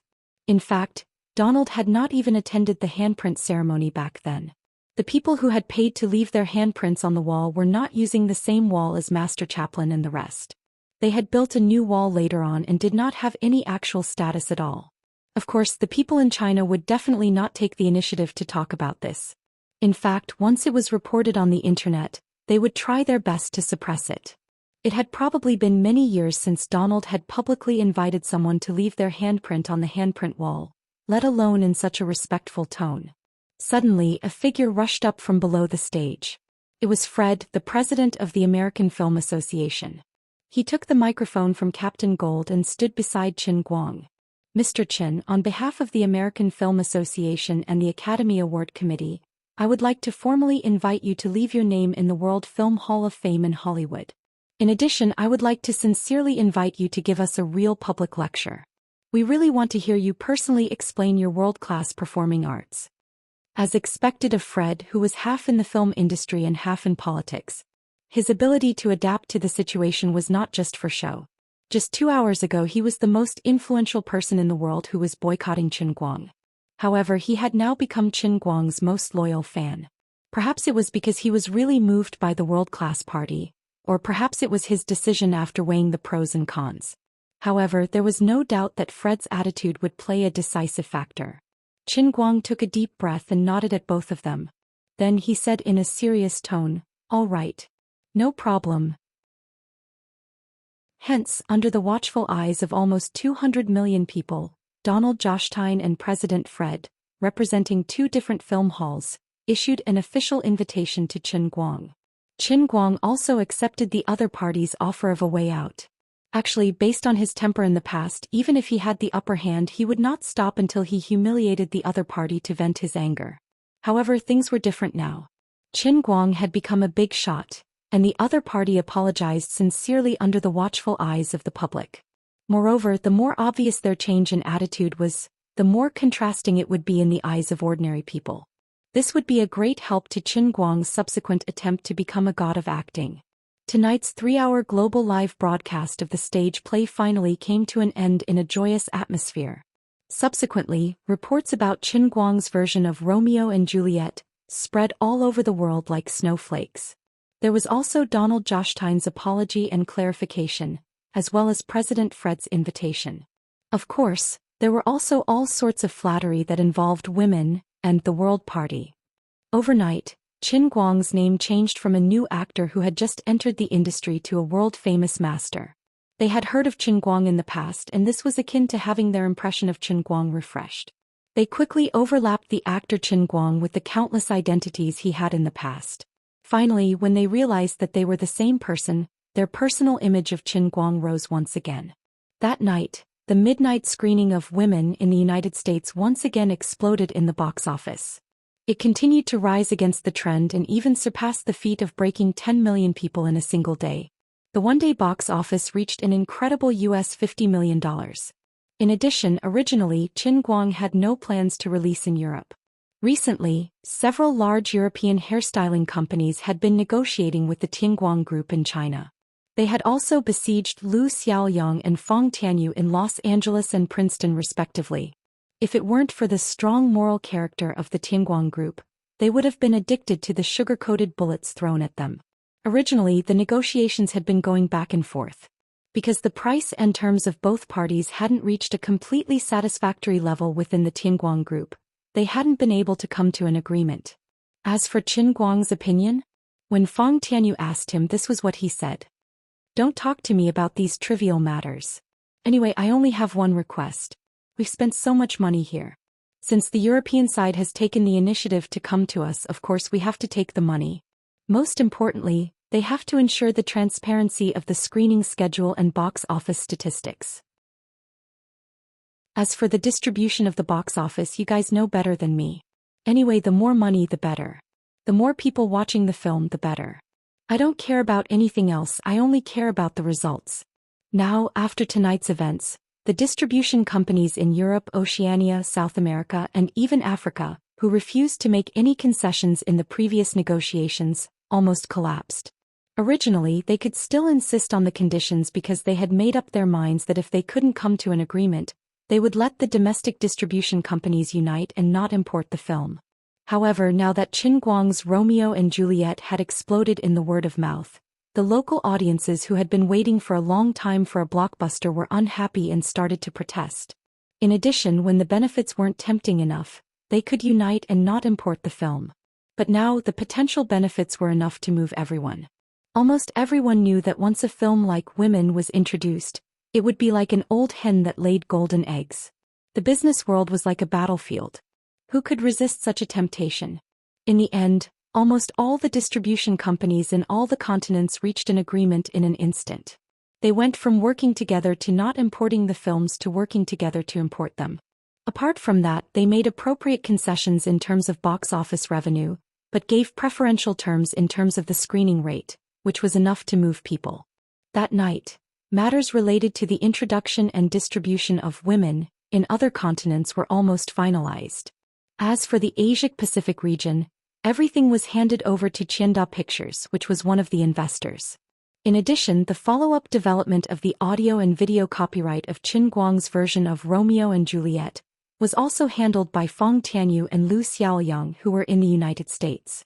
Although the Princeton drama troupe was responsible for this matter, and it was led by Old James and the others, all the expenses came from Qin Guang's account. When Qin Guang asked Feng Tianyu to complete the funding, he had already signed the relevant contract for the entire program's copyright. The Princeton drama troupe took the money, but the copyright belonged to the Tianguang group. In addition, that night Zhou Jingxi, Hua Ling, and Zhong Yu stayed in the Prince Laboratory Industrial Park under the protection of Auntie Mei. They were busy all night. Feng Tianyu and Liu Xiaoyang were also extremely busy. Only Qin Guang was comfortably lying in the hotel like a deity. 1 minute on stage was 10 years of hard work off stage. Although it only took him a moment to learn acting in the real world, he had suffered a lot in the world of cups. In order to achieve the most perfect performance, Qin Guang was also in a state of desperation. Not only did he drag everyone into the play, but he was also deeply immersed in the play. Although his mind was far more tenacious than ordinary people, he was still a little tired. He slept soundly, and when he opened his eyes, it was already the next day. Chapter 11:19. It was time to leave Princeton. Before leaving, Qin Guang first went to Prince's laboratory. Under the gaze of Bravo and Wurtzman, Qin Guang walked straight into the experimental area that was temporarily allocated to Zhou Jingxi. Practically all of the most advanced and core equipment in the Prince Laboratory's photocatalysis field was gathered in this region. It was so much so that the Prince Laboratory even took the initiative to purchase equipment and raw materials worth $50 million to meet Qin Guang's requirements. However, Zhou Jingxi and Qin Guang didn't leave any loopholes for them. The list of raw materials was 5 times the actual variety. This was to confuse the public and prevent technical leaks. In addition, all of the equipment for weighing and sampling were purchased by Zhou Jingxi. In this area of the laboratory building, 3 other professional agents from the Chinese military carried out a complete transformation. At the same time, the network connection was cut off, cutting off the possibility of Prince's spying. Any equipment that might leave traces of operation had their memory chips purchased by Zhou Jingxi. Equipment that didn't have a replacement chip was not allowed to be used. In addition, other than Zhou Jingxi, Hua Ling, and Zhong Yu, no one else was allowed to enter. Even Bravo and Wurtzman belonged to this category of outsiders. In order to achieve a foolproof effect, Qin Guang even borrowed some professional security personnel from the Chinese Academy of Sciences to act as security consultants and staff. They were strictly guarded 24 hours a day. There was only one purpose, which was to blatantly occupy the scientific research resources of Prince's laboratory without leaving any loopholes. After all, in the world's scientific research field, there were too many examples of losses due to leaks. It was important to be wary of others. Bravo and Wurtzman were both angry and helpless when faced with Chen Guang and Zhou Jingxi's attitude. They felt like Chen Guang was too much. Now that they knew how powerful Chen Guang was, even if they were given a chance and a loophole, they wouldn't dare to pry. The patent rights for the 5 formulas that they published had been officially registered with the assistance of Baker Law Firm, and it was a global patent. Even if he stole Chen Guang's patent with Chen Guang's current global reputation, and at the same time he did not lack money to fight a lawsuit, so it was impossible for him to try to get involved. Moreover, getting Chen Guang's technical support was more beneficial than stealing these 5 patents. Now that he had offended him, it was hard to guarantee that he wouldn't simply unite all the other companies that still relied on him. Then he would be in an extremely passive position. Wazida and Sanmei, the 2 people who were excluded in advance, might take the risk in desperation, but Prince, who already had a stable income, was absolutely not interested in seeking his own death. "Hey Teacher Zhou, I'm going back to Los Angeles now." Outside the laboratory, Chen Guang looked at Zhou Jingxi, who was wearing a white coat, through the dust-free glass. Prince had provided the highest-level dust-free laboratory. The conditions were much better than Gokyo University's, but there were still some inconveniences. "Okay, you go ahead and wait for my good news. I'll try to make all of them for you in a month and a half," Zhou Jingxi said with a smile. Chen Guang was a little annoyed. How could we not kiss each other affectionately? This time he met Teacher Zhou in Princeton, but he didn't get to drink any soup. He felt so miserable. "I'm a bit reluctant to leave you. How about we don't do anything today? Let's go have a meal to celebrate? I feel like everything has been going well recently." Zhou Jingxi just smiled and did not say anything. She was not a child anymore. How could she not understand Chen Guang's intentions? "No, this isn't a school and it's not a verification experiment. Today is a very important synthesis step. I can't leave." "Oh, you're a big shot that attracts the attention of the world. Time is precious to you and I really can't leave. Wait until I'm done with the things on hand and complete the conversion of the results of these 5 formulas. Your Tongshan factory will be safe and your laboratory will be built. When that time comes you can do whatever you want, okay?" Zhou Jingxi was soft-hearted. She looked at Chen Guang's eager face and teased him through the glass. Chen Guang sighed in his heart.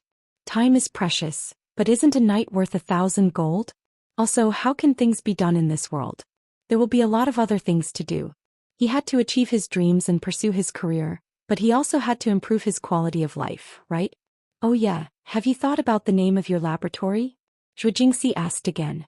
Chen Guang was too lazy to think about it. "I don't have time to care about this. I'll decide when the time comes." "Teacher Zhou, come quickly, ignore Chen Guang." On the other side, Hua Ling started to urge him again for some reason. Zhou Jingxi quickly said goodbye to Chen Guang. "Go do what you need to do, I'll go first. Don't worry about me, we arrange for people to stay in the laboratory every day, it's safe." Chen Guang nodded helplessly, said goodbye to Auntie Mei, who was sitting next to him drinking tea and reading, and left with a bitter smile. Chen Guang boarded the plane alone at 9 o'clock. 9 hours later, around 7 o'clock in the evening, he successfully arrived at LAX. Fang Tianyu did not follow him back. Instead, he was left in Princeton to deal with the aftermath of Luo and Zhu. Chen Guang also asked him to assist Zhou Jingxi. The handprint wall ceremony was delayed by a day, to tomorrow evening. This way they would have more time to prepare for the ceremony. Donald planned to let Chen Guang leave his name on the first handprint wall, along with Chaplin, Hitchcock, Akira Kurosawa, and other masters who would go down in history. Moreover, Donald even wanted to write such a note under Chen Guang's handprint. The founder of the World School of Performing Arts, the youngest master in the history of film, the great artist who brought the performing arts into a new era. In addition, the members of the Film Association, including President Fred, Malfoy, Old James and others, had flown back to Los Angeles earlier than Chen Guang. They were preparing for the World Film Hall of Fame ceremony the day after tomorrow. At the same time, they had to send out public invitations to invite senior and ordinary members of the Film Association to give a public lecture by Chen Guang in the Film Association's conference hall, which could accommodate 2,000 people. The specific content and video of the lecture would be promoted to all parts of the world in the form of teaching materials under the promotion of the Film Association. If it had been someone else, Fred and the others might have asked them to make sufficient preparations for such a lecture. At the very least, they would have to come up with a complete lesson plan and pass the Film Association's review and approval. However, as for Qin Guang, since everyone had not been very happy with each other previously, and Fred and the others did not even know how to nitpick Qin Guang's theoretical system, they simply cut out the minor details. In short, anything that Qin Guang said about the World School of Performing Arts would definitely be the golden rule. They even seized the time to preview the 2 books of World School of Performing Arts on the plane. However, there was a very awkward situation. Other than the 29 members of the World School of Performing Arts, the others could not buy it on the streets that night. However, Qin Guang did not agree to release a digital version, so the big shots of the Film Association could not buy a copy of the film monograph. It was the biggest joke in the world. In the end, Fred and the others went through a lot of trouble and finally managed to get more than 20 sets before they boarded the plane. However, it was still far from enough for everyone to have a copy. As a result, when they boarded the plane, they had no choice but to squeeze together and read the same book at the same time. This situation only changed after they got off the plane in Los Angeles that afternoon. Perhaps it was through extortion, or perhaps it was through persuasion. But in short, the big shots managed to get their hands on a set. In addition, before Qin Guang got off the plane, they continued to show their prowess. Under Donald's lead, they directly charged into the spare viewing hall of the Wuxia Theater in Hollywood and booked it, or they used the privileges of the association to take the digital source to the small screening hall in Fred's house, or they secretly went to someone's house to watch. Qin Guang returned to the Flemington Hotel and asked Zhou Xian to report to him. Boss, our total box office in Wuxia has officially exceeded 1 billion yuan, and the North American box office has reached $430 million. Currently, the full distribution contracts for the rest of the Asia-Pacific countries, Europe, Oceania, South America, and Africa have just been signed. The day after tomorrow at the latest, it will be released worldwide. Qin Guang nodded calmly and satisfactorily. That's good. Buttface was stunned by Qin Guang's calmness. No wonder he was the boss. He could remain calm even if Mount Tai collapsed in front of him. If it was someone else who heard such a box office performance, wouldn't they jump 3 feet high? According to the estimates of accounting firms such as PricewaterhouseCoopers and a market research company under Forbes, the global box office of Women is very likely to exceed $2 billion. Qin Guang was still very calm. Who has the highest box office in history? How much is it? It's James Cameron's Avanti, Avatar. $73 billion. The second place is still Cameron's Titanic, $185 billion. Qin Guang sighed. It's very difficult to be the first in history. Zhou Xian felt lucky that he had been with the boss for some time. If it were someone else, it would be very difficult to resist the urge to beat him up. Boss, in the past it was very possible for a movie to be released for a year. Times are different now. Even the best movie will not be released for more than 3 months. $2 billion is already very impressive. Qin Guang shrugged. Fine. How much can we get? The average domestic box office is 40% to 60% and we can get 5% of the North American box office. After pulling in all of them, deducting the distribution costs and the share we give to Qianda Pictures, our company's final profit should be around $700 million. Qin Guang's lips curled up slightly, and then he suddenly stopped smiling. I can't smile. $700 million. I can only get tens of thousands of RMB a month from a female student in a film school. With so much money, if I were to do bad things, how much can I get? Harem of 3,000 beauties. Oh no, I can't control my arm anymore. Damn, maybe I've been holding it in for too long. My mind has been a little open recently. It's good. What else is going on? Tell me all at once. In North America, the General Edition and Deluxe Edition of World School Performing Arts have been sold out. Now we want to print 5 million more General Editions and 1 million Deluxe Editions, but... Chapter 11:20. But why? Boss, you know that the manufacturing costs in North America are very high and we are in a hurry. Many printing factories have taken the opportunity to demand exorbitant prices. Although our company is not short of money now, we all know how you do things. Qin Guang nodded and snapped his fingers. That's right, Buttface. You know me well. No matter how much money we have, we can't be fooled. Lu Xiaoyang sighed again. But the market reaction is too strong. Bookstores all over the United States are crazily sending orders. You know, although the copyright awareness in North America is not bad and it is almost impossible for paper copies to be pirated. But as time goes by and the demand is too strong, we can't guarantee that the scanned electronic files won't spread on the internet, which is likely to affect our profits. We also plan to increase the price of the ordinary edition to $59 and the deluxe edition to $119. In total, there is close to $200 million profit margin in this deal. Qin Guang's mouth twitched and his eyes began to redden. No one would complain of too much money.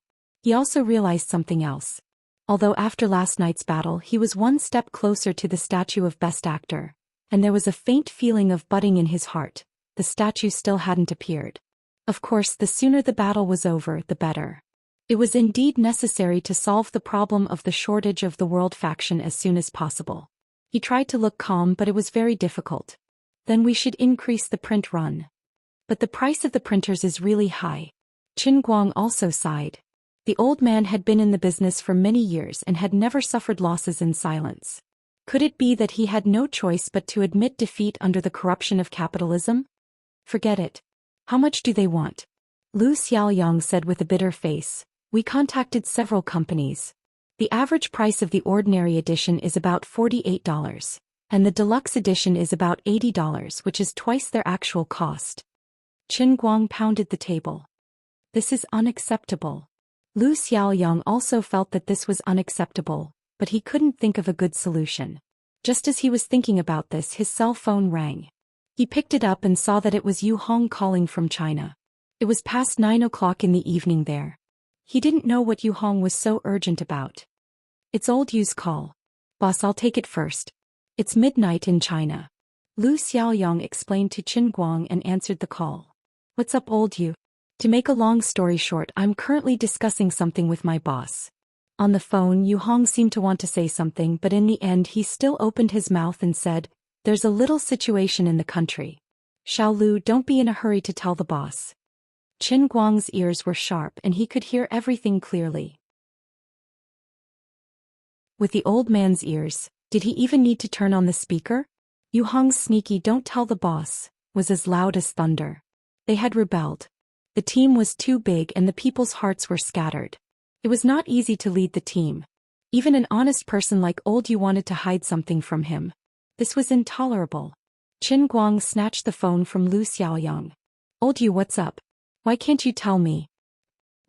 Boss, did you hear that? Yu Hong was embarrassed. Qin Guang snorted. Of course. My ears are sharp. But old Yu, don't worry. I won't blame you. We're working together and I have 100% trust in all of you.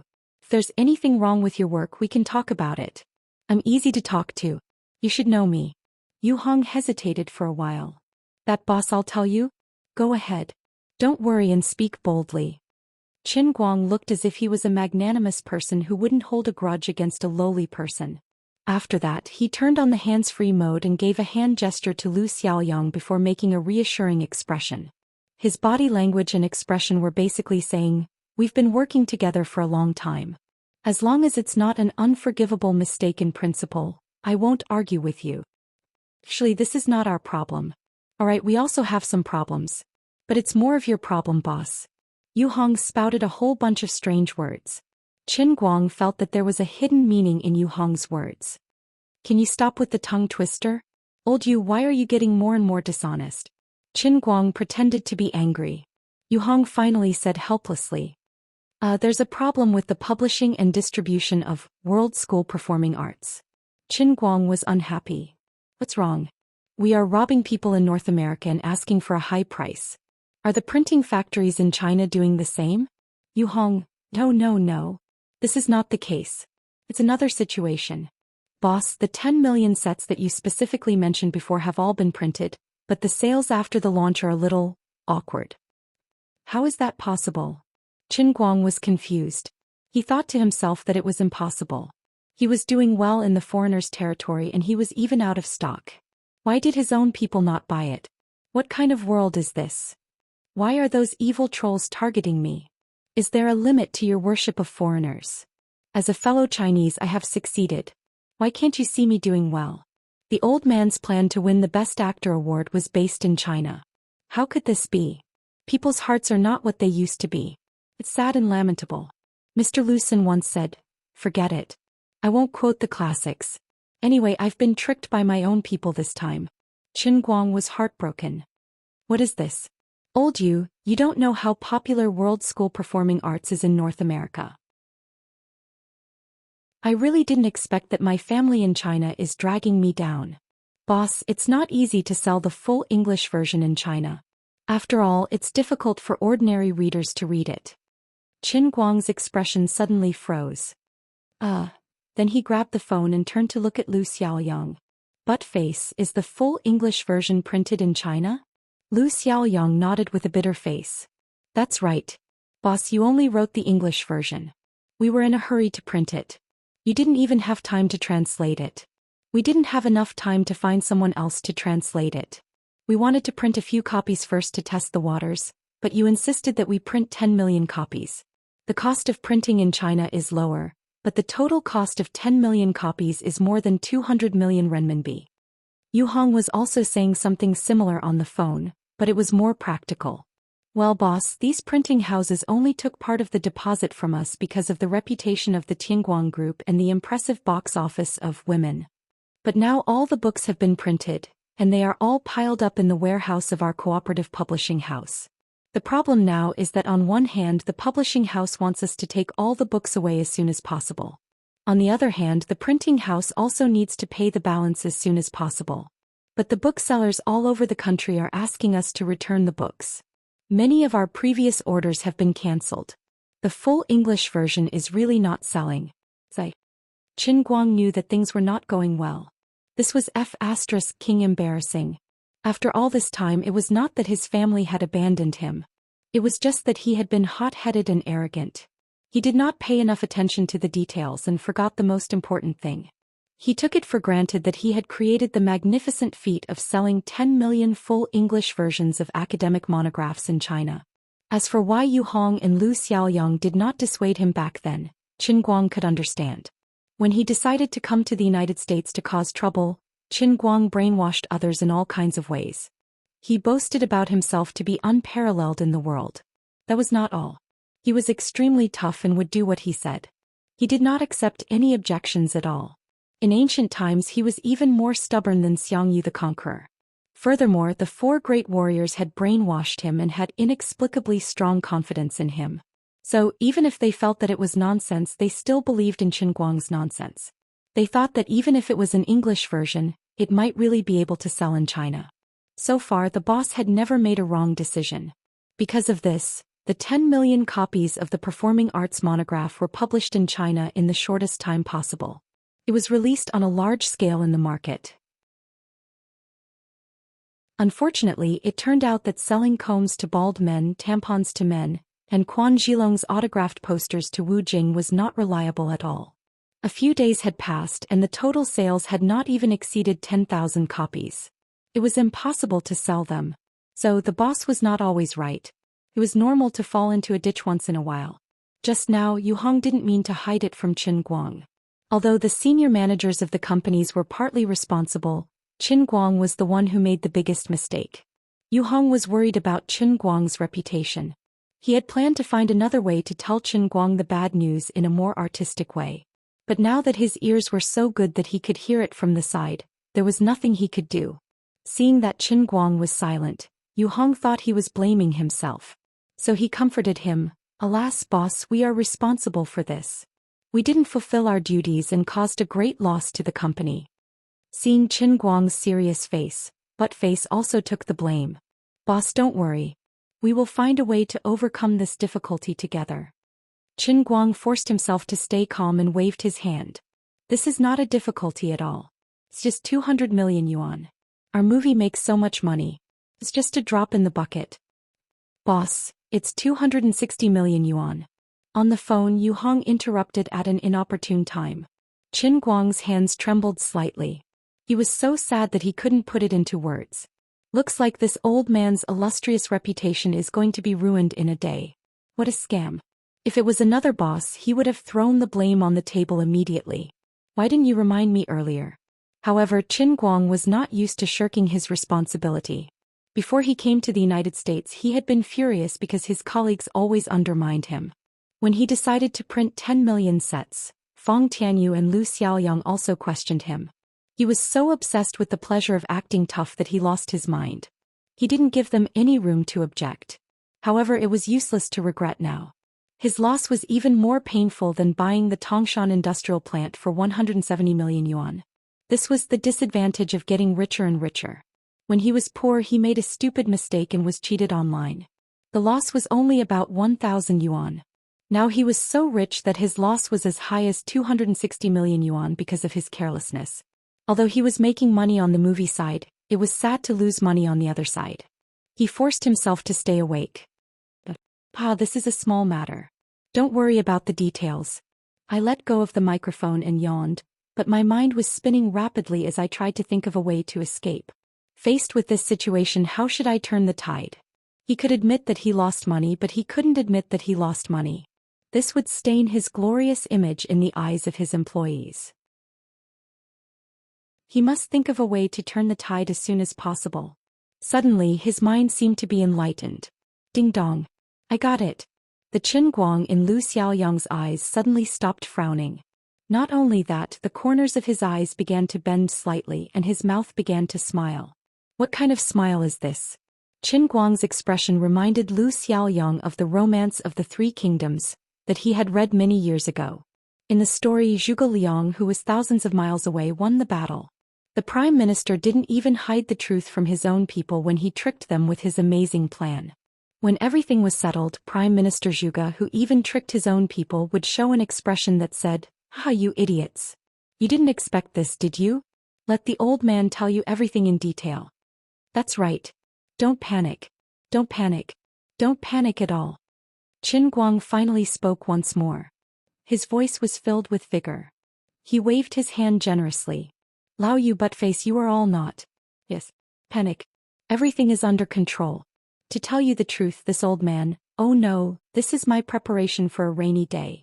This is exactly what I want. Ah ha ha, you were shocked just now, right? Did I do a good job? Lu Xiaoyang and Yu Hong, who was on the other side of the phone, were at a loss. They didn't understand what Qin Guang, their boss, was going to do this time. Qin Guang wiped the sweat off his forehead. He felt that it was even more tiring than acting as Romeo to trick Buttface into the role. As expected, art comes from life and life is better than art. Lu Xiaoyang and Yu Hong said almost at the same time, "Boss, what's going on?" Qin Guang said with an enigmatic smile, "To be honest, I have expected all this. I plan to print 10 million copies of the English version in China. But Face, have you forgotten? We have run out of stock in North America. We haven't even started to publish it in Europe. Now the printing houses in North America are taking advantage of us, right? I have planned to transport 10 million copies from China to North America and sell them in North America." When Qin Guang spoke, his face was brimming with confidence and pride. He was waiting for Lu Xiaoyang to change his expression to that of worship. Lu Xiaoyang clasped his hands together and said, "Boss, you can predict the future. Boss, you can win 1,000 miles away." Unexpectedly, Lu Xiaoyang scratched his head. "Well, 10,000 tons of books can only be shipped by sea. We can charter a fast ship which can reach Los Angeles in about 3 weeks. But there is a problem." Qin Guang's heart missed a beat. What's the problem? Although it is a full English edition, it is still a domestic publication. It is fine if only 1 or 2 copies are shipped over in small quantities, but there are 10 million copies. The North American Publishing Office will not approve it, and the U.S. Department of Commerce will not approve it either. We are suspected of dumping. Yu Hong was also saying the same thing on the phone. Qin Guang was cursing in his heart, but he couldn't show it. He was still very calm. "Comrade Lu, I have a way to solve your problem. It is also within my consideration. Where there is a will, there is a way. Ha ha ha, you go ahead with your work. I will prepare the teaching materials for tomorrow's lecture. After saying that, Qin Guang drove Lu Xiaoyang away. When Lu Xiaoyang left, he sat down on the chair and rubbed his hands. I can't admit this loss. I have to find a way. 260 million. In other words, that was only the cost. If these books were sold to the US, they would be worth 600 million US dollars. That was huge profits. Qin Guang wouldn't have thought of this if he hadn't made that mistake. But now he had to use his brain. Chapter 11:21. Half an hour later, Lu Xiaoyang and Feng Tianyu came up with a temporary solution. First, they will promote overseas purchasing in the US. They will tell the rest of the world, especially the English-speaking audiences, that there are tens of millions of English versions of World Faction on sale in China. It's not only the Chinese who buy overseas products. Foreigners can also buy Chinese products.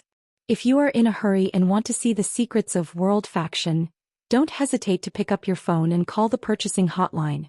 Shunfeng oversees direct plane delivery to your home. Other than that, you can also log into Amazon. There are many global merchants waiting for you there. This is knowledge, and the earlier you buy it, the earlier you can stand out from the crowd. What?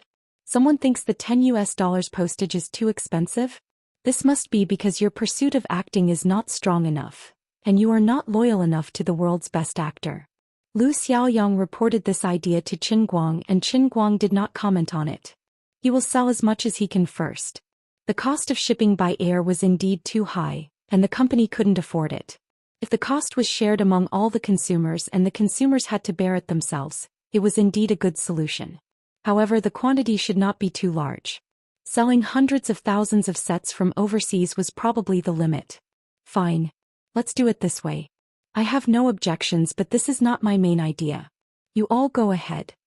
After hanging up the call with Lu Xiaoyang, Qin Guang secretly called Tang Xiaokai about this matter. Tang Xiaokai's reply is the same.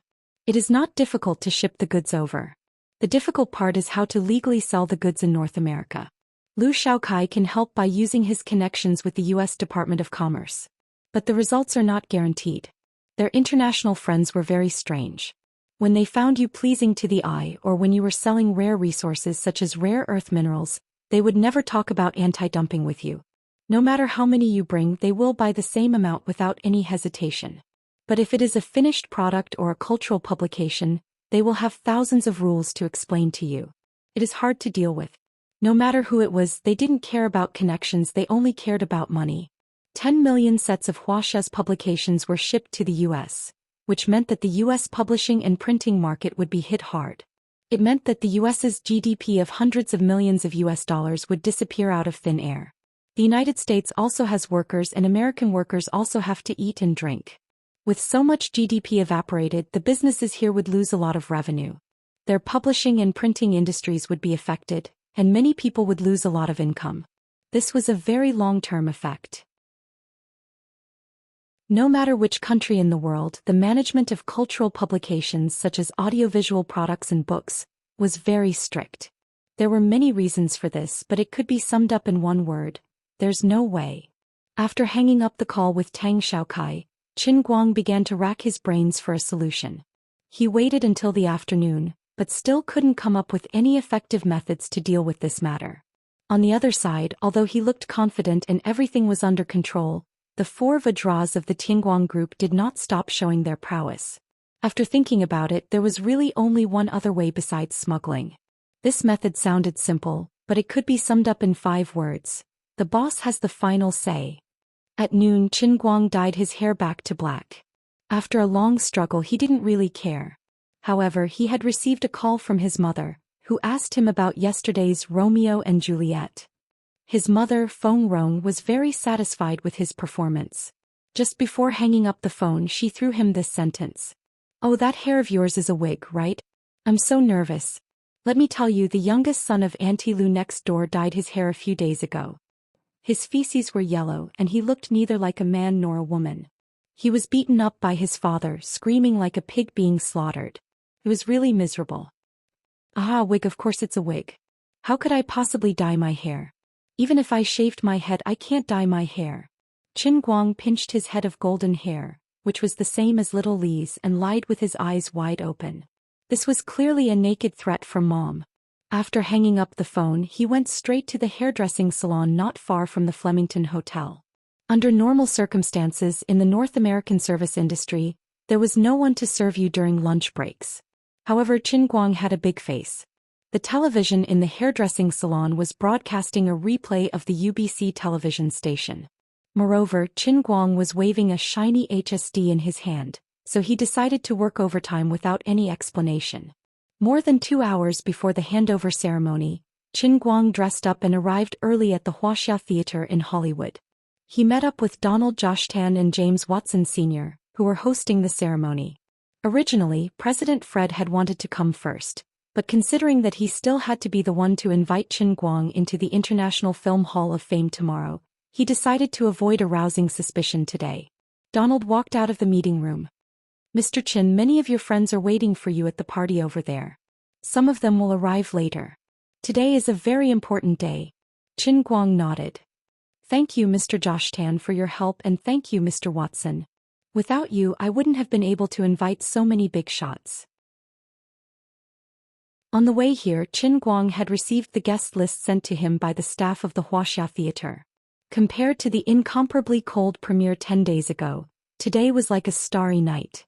The difference was like heaven and earth. Just by counting the names on the list and placing them on the paper, one would be greeted by a dazzling light that could blind one's eyes. For this handover ceremony, the dignified owner of the Wuxia Theater, a veteran of the North American film industry, Donald Joshtan, had gone all out. He had used his connections to sell his face and reputation. Not only that, other senior members of the Film Association, including James Sr., Foreman, Damon, and even Malfoy Bentler, had come forward to make up for the cold shoulder they had given to Qin Guang previously and to repair the relationship between the two parties. After Donald had issued an open invitation to Qin Guang, they had all come up with ideas and made phone calls to rope him in. With these people's qualifications, those who could make them call to invite him would definitely not be small fries. Other than a few people who were all over the world or those who had matters to attend to, basically everyone who received the call would give face to them. There was even a situation where this happened to a good crew and they had to stop filming for the next 2 days. The director brought the entire cast to Los Angeles, planning to attend Qin Guang's handover ceremony today and then attend Qin Guang's public lecture after the ceremony at the World Film Hall of Fame the next day. Stopping filming for 2 days would, of course, result in a huge increase in the cost of filming.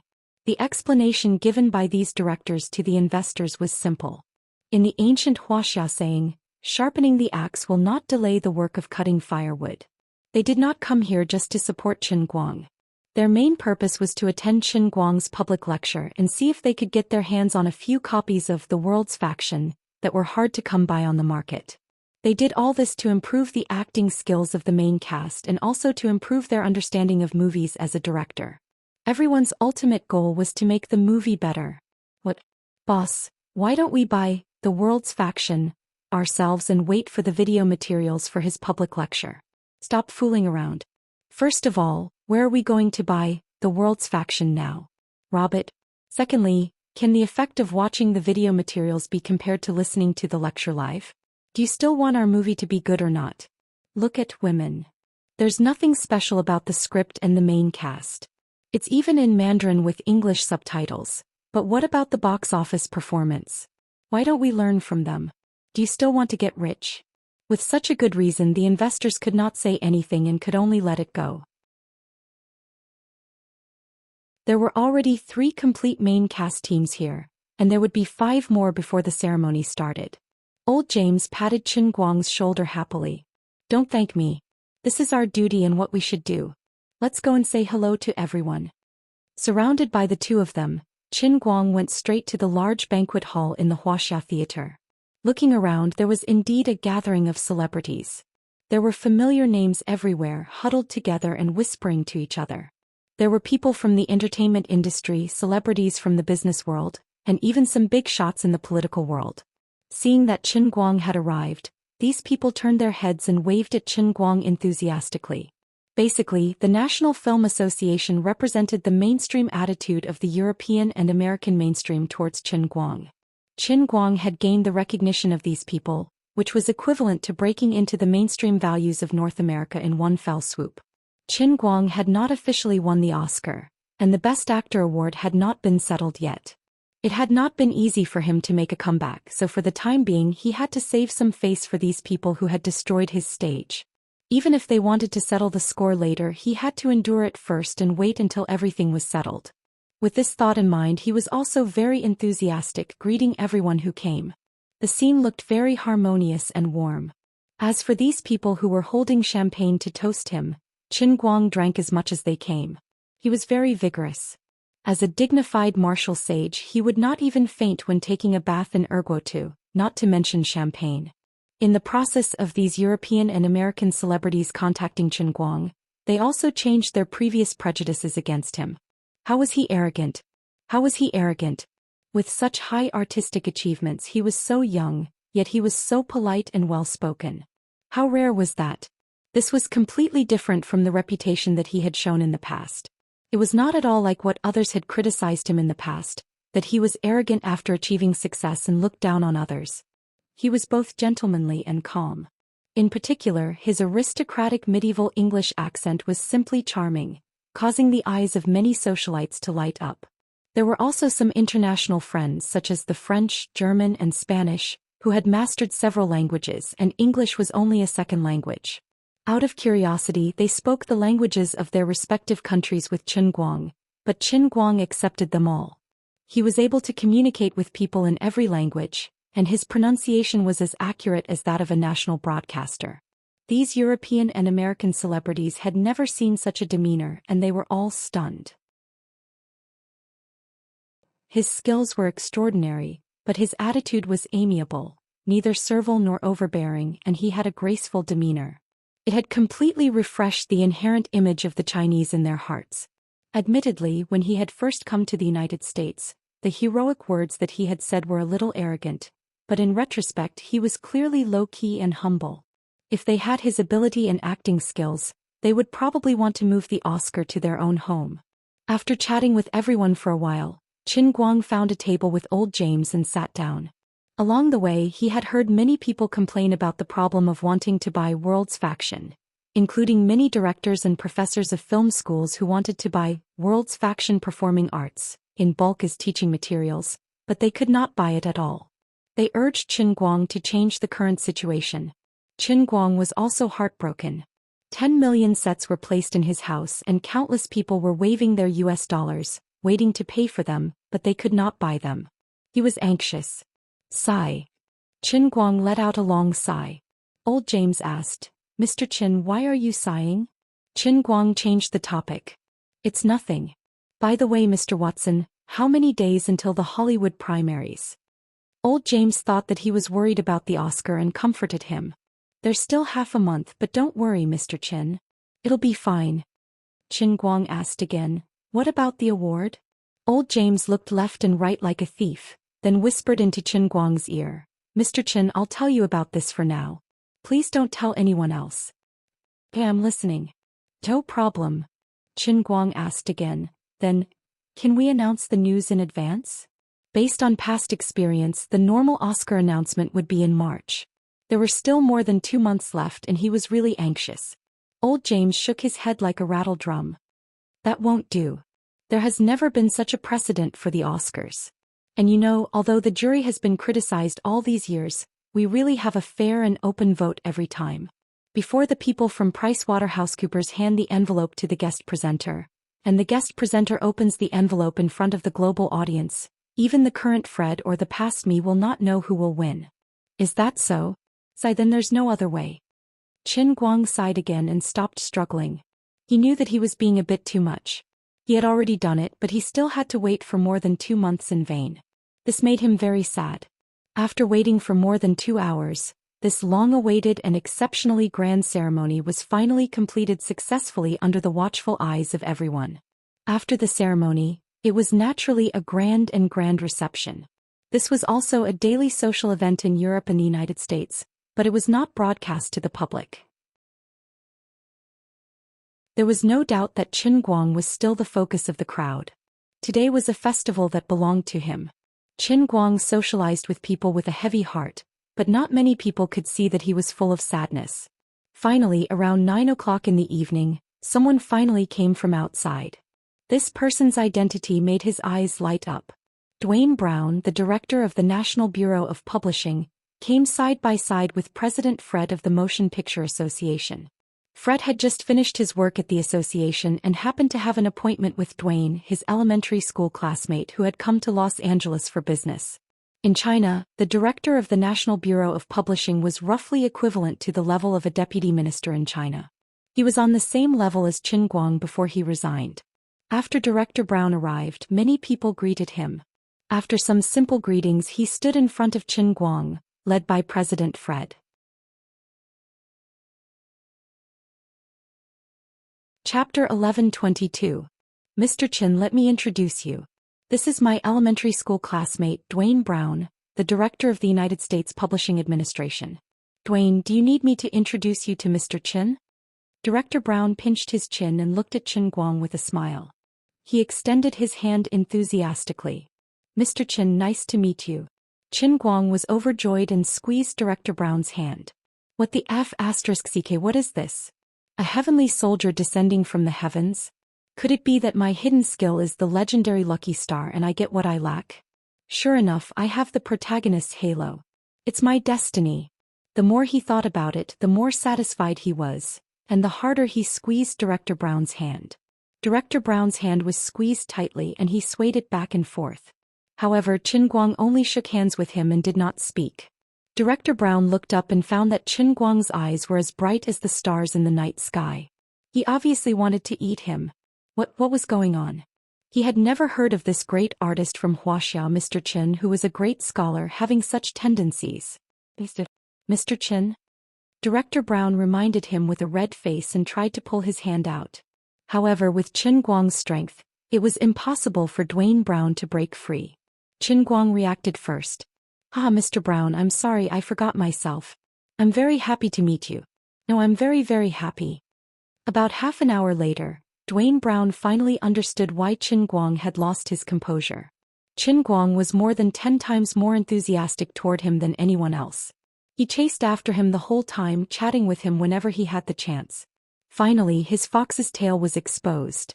One who is unaccountably solicitous is hiding evil intentions.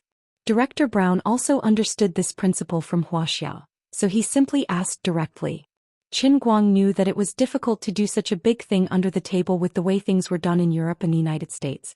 It was impossible for 10 million sets of publications to flow into America without causing a commotion, and it was impossible that it had nothing to do with the director of the United States Publishing Administration. It was unrealistic to expect Director Brown, whom he had just met, to take some money and secretly stir up trouble. China was fighting corruption and so was Europe and the US. Brown would not take the risk of being imprisoned and offend those publishing and printing companies who were trying to take advantage of him. These companies were backed by large media groups. Touching their money was equivalent to touching their lives. In the democratic land, the influence of business owners and large financial groups on the political world was even stronger than in Wuxia. So, Qin Guang simply said it in front of everyone. First, he talked about how shameless those unscrupulous printing companies were. Then he asked Director Brown if he could sell books from China here. Brown shook his head vigorously. That's impossible. Mr. Qin, I will never agree to your request. Heaven knows how serious the protests will be. It will be fiercely boycotted by the Amalgamated Publishing Union. Not to mention me, even the president doesn't have such a right. Qin Guang looked at this guy and thought to himself. He really wanted to force him into a PY deal. Aren't you talking nonsense? Of course I know that. I'm asking you to see if there are any loopholes in the system that I can exploit. President Fred, who was next to him, interrupted. Dwayne, is there no other way? I think Mr. Chen's idea is very good. You don't know this, but more than 2/3 of the people in the Film Association have not been able to buy a copy of World's Pie, let alone ordinary people. Those publishing and printing companies are violating the law of the market and maliciously raising prices. They are hindering the progress of civilization. On the other side, the dean of the Southern California Academy of Motion Picture Arts nodded. President Fred is right. If it weren't for the fact that we don't want to profane knowledge, the students in our school would want to infringe and make copies themselves. This matter has made us very miserable. As far as I know, it's not just me. Many film and television universities in the US are calling for the same thing. The dean of the Los Angeles University School of Performing Arts also poked his head in from the side. It's not just you. The students in ordinary universities are also very anxious. This morning, 2 students from our school's physics school fought over a copy of World's Pie. Seeing that his international friends were speaking up for him, Qin Guang struck while the iron was hot. Director Brown, look, these are the voices of the masses. Those companies that are asking for sky-high prices have simply lost their conscience. If it weren't for them raising the prices crazily to the point of making us lose money, we would have satisfied everyone's needs long ago. You also know that my World's Pie's price is very low, and there is almost no profit. Other similar academic monographs on the market start at $150. Look at mine. I have no intention of relying on publishing to make money, but they still want to suck my blood. This hurts me so much. That's right. Evil capitalist entrepreneurs. A shameless businessman who has lost his conscience for money and stinks of money. For their own interests, they are harming civilization and art.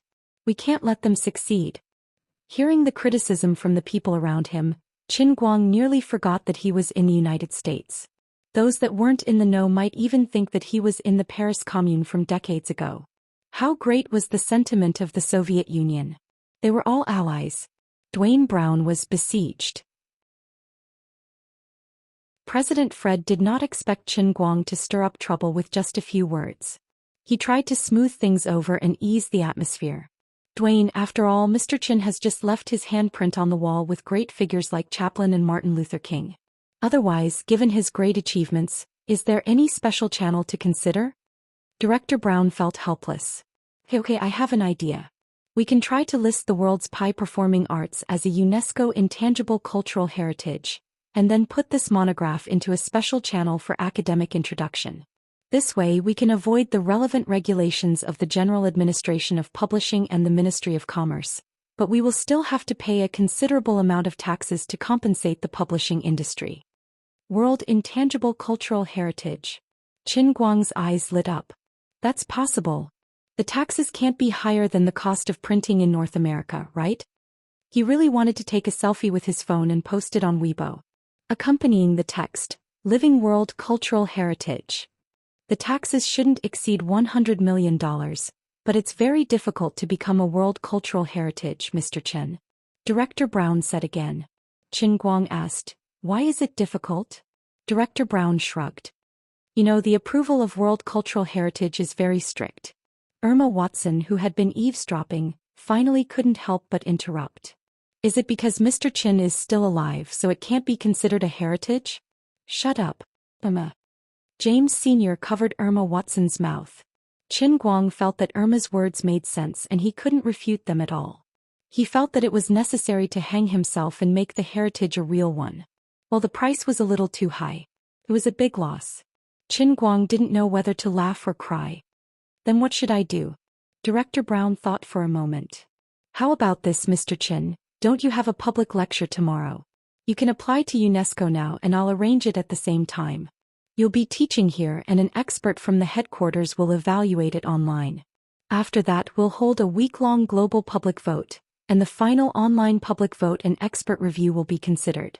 What do you think? No problem. President Fred interrupted. But Mr. Qin, how are the preparation of your materials? Won't this be a little too much pressure for you to teach? Qin Guang waved his hand. This is nothing. It's a piece of cake.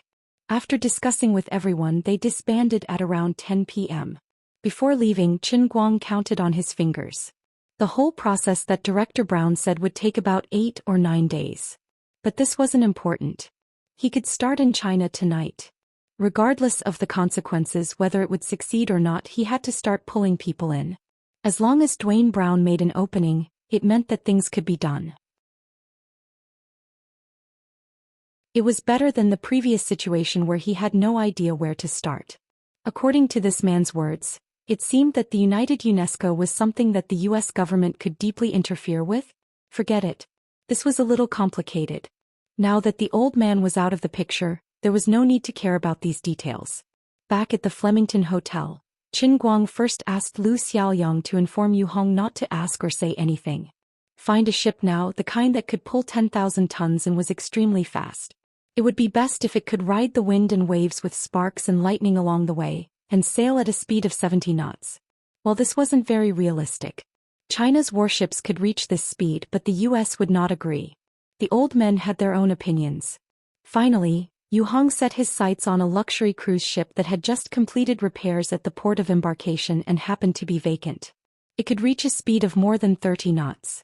The cost of making such a cruise ship go straight from China's port of embarkation to Los Angeles was as high as millions of dollars.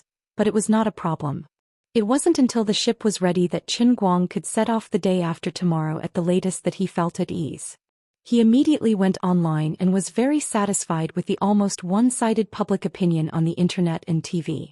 After these days of crazy tossing and turning, there was the amazing performance in Brosnan's Cafe, the perfect interpretation of Romeo and Juliet, followed by the 1900 Wave March, followed by the Wall of Signatures, which was the first wall where almost no more candidates were added. Coupled with the continuous rise of women and the increasing reputation of Qin Guang. Qin Guang's reputation was rapidly rising, both domestically and internationally. The international clamor to directly award the Best Actor Oscar to Qin Guang was also getting louder and louder. It had only taken him half a month to completely crush The Sunshine Man and July in Florence, which had taken nearly half a year to warm up and invest so much time and energy in the promotion, not to mention the other competitors in the same period. Faced with the social media comments praising him one after another, Qin Guang was so addicted to the likes that he couldn't extricate himself. This was a movie lover with attitude. What kind of situation is this? President Fred and old James are really not in the mood. Why the hell are they voting? If you're a man, you should just give me the Best Actor Oscar. Well, look at this. He glanced at William Jones's speech that the system had automatically recommended to him. After seeing Qin Guang's Romeo and Juliet live, I couldn't help but become his fanatic fan. I admit that I have been disrespectful to him in the past and I feel uneasy about it. But I can't deny that I have worked hard for many years to be recognized by the Oscars. This is a dream that I have established since I was 5 years old. This time after filming The Sunshine Man, I almost thought that I had half a hand on the Oscars' legs. But now I've changed my mind. I even want to withdraw from the competition right now, even if the nominations have not yet begun. This year's Oscar can only belong to the Chinese Qin Guang, the greatest international performing artist. Not long after, another competitor, Ben Affleck, also straightforwardly reposted William Jones's tweet. Qin Guang was instantly speechless. Back then these two guys had poured dog blood on his face. If it weren't for the fact that they definitely couldn't beat him, they would have probably fought back then. At today's autograph ceremony, these two didn't show up. Apparently they had returned to Los Angeles together. Qin Guang had thought that the admiration in these two's eyes the night before was fake. He didn't expect them to suddenly do this on social media. Less than 20 minutes later, they seemed to have reached an agreement after an urgent discussion. The official Twitter accounts of Sunshine and July, including the two main leads, William and Bent, as well as the respective social media accounts of the directors of the two movies, all updated with explosive news at the same time. Sunshine and July officially announced that they would withdraw from this year's Oscar competition. Qin Guang couldn't believe it himself. So straightforward.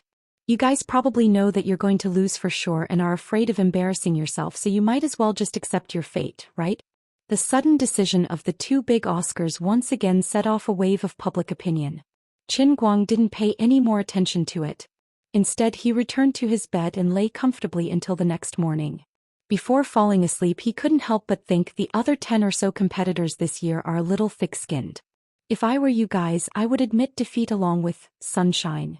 Those stronger than you guys are all cowering. At least you guys have some self-awareness. Let me become the uncrowned king as soon as possible. At least I'll be able to get my hands on the statue first. That way I won't have to wait anxiously, right? The next morning, Qin Guang woke up early. He was washing up when he received a call from Dwayne Brown. After an intense night of work, UNESCO finally gave a positive response. A 17-member expert team had been urgently formed. They would watch and review the live broadcast of the public lecture in one of the conference rooms at the headquarters in Manhattan, New York. If they passed today's preliminary examination, they would be able to enter the voting phase of the global referendum. In addition, the UNESCO office in Los Angeles would also send a commissioner to attend Qin Guang's public lecture. Of course, these things were easy to say, but they cost money like running water. Qin Guang waved his hand. This was nothing.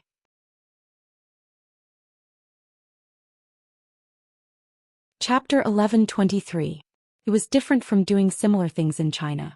For example, if one wanted to get permission from the SRFT, the fee would be low on the surface, but behind the scenes, the cost would be at least hundreds of thousands of yuan, or even tens of millions of yuan. Because of this, many people criticized the corruption in China, saying that foreigners had a brighter moon. Qin Guang used his own experience to prove that this was all bullshit. They might not have done anything behind the scenes, but they had clearly marked the price. Just like the UNESCO certification review meeting, the 17 experts took an Uber from their homes to the conference room at the headquarters to sit down and talk. They reported a budget on the spot. They did not hide it at all. The total funding for the project and organization activities was $1.7 million. Do you have to be so king honest? Are you afraid that I don't know that you all get a share? If I were a poorer person, this thing would have definitely fallen through. Fortunately, Qin Guang was rich and overbearing. As long as it was something that could be settled with money, it wouldn't be a problem. Anyway, there was still money left. Qin Guang immediately asked Feng Tianyu, who was in Princeton, to transfer the money. After that, he cleaned up and put 2 books under his armpit. He went downstairs and went straight to the headquarters of the American Film Association.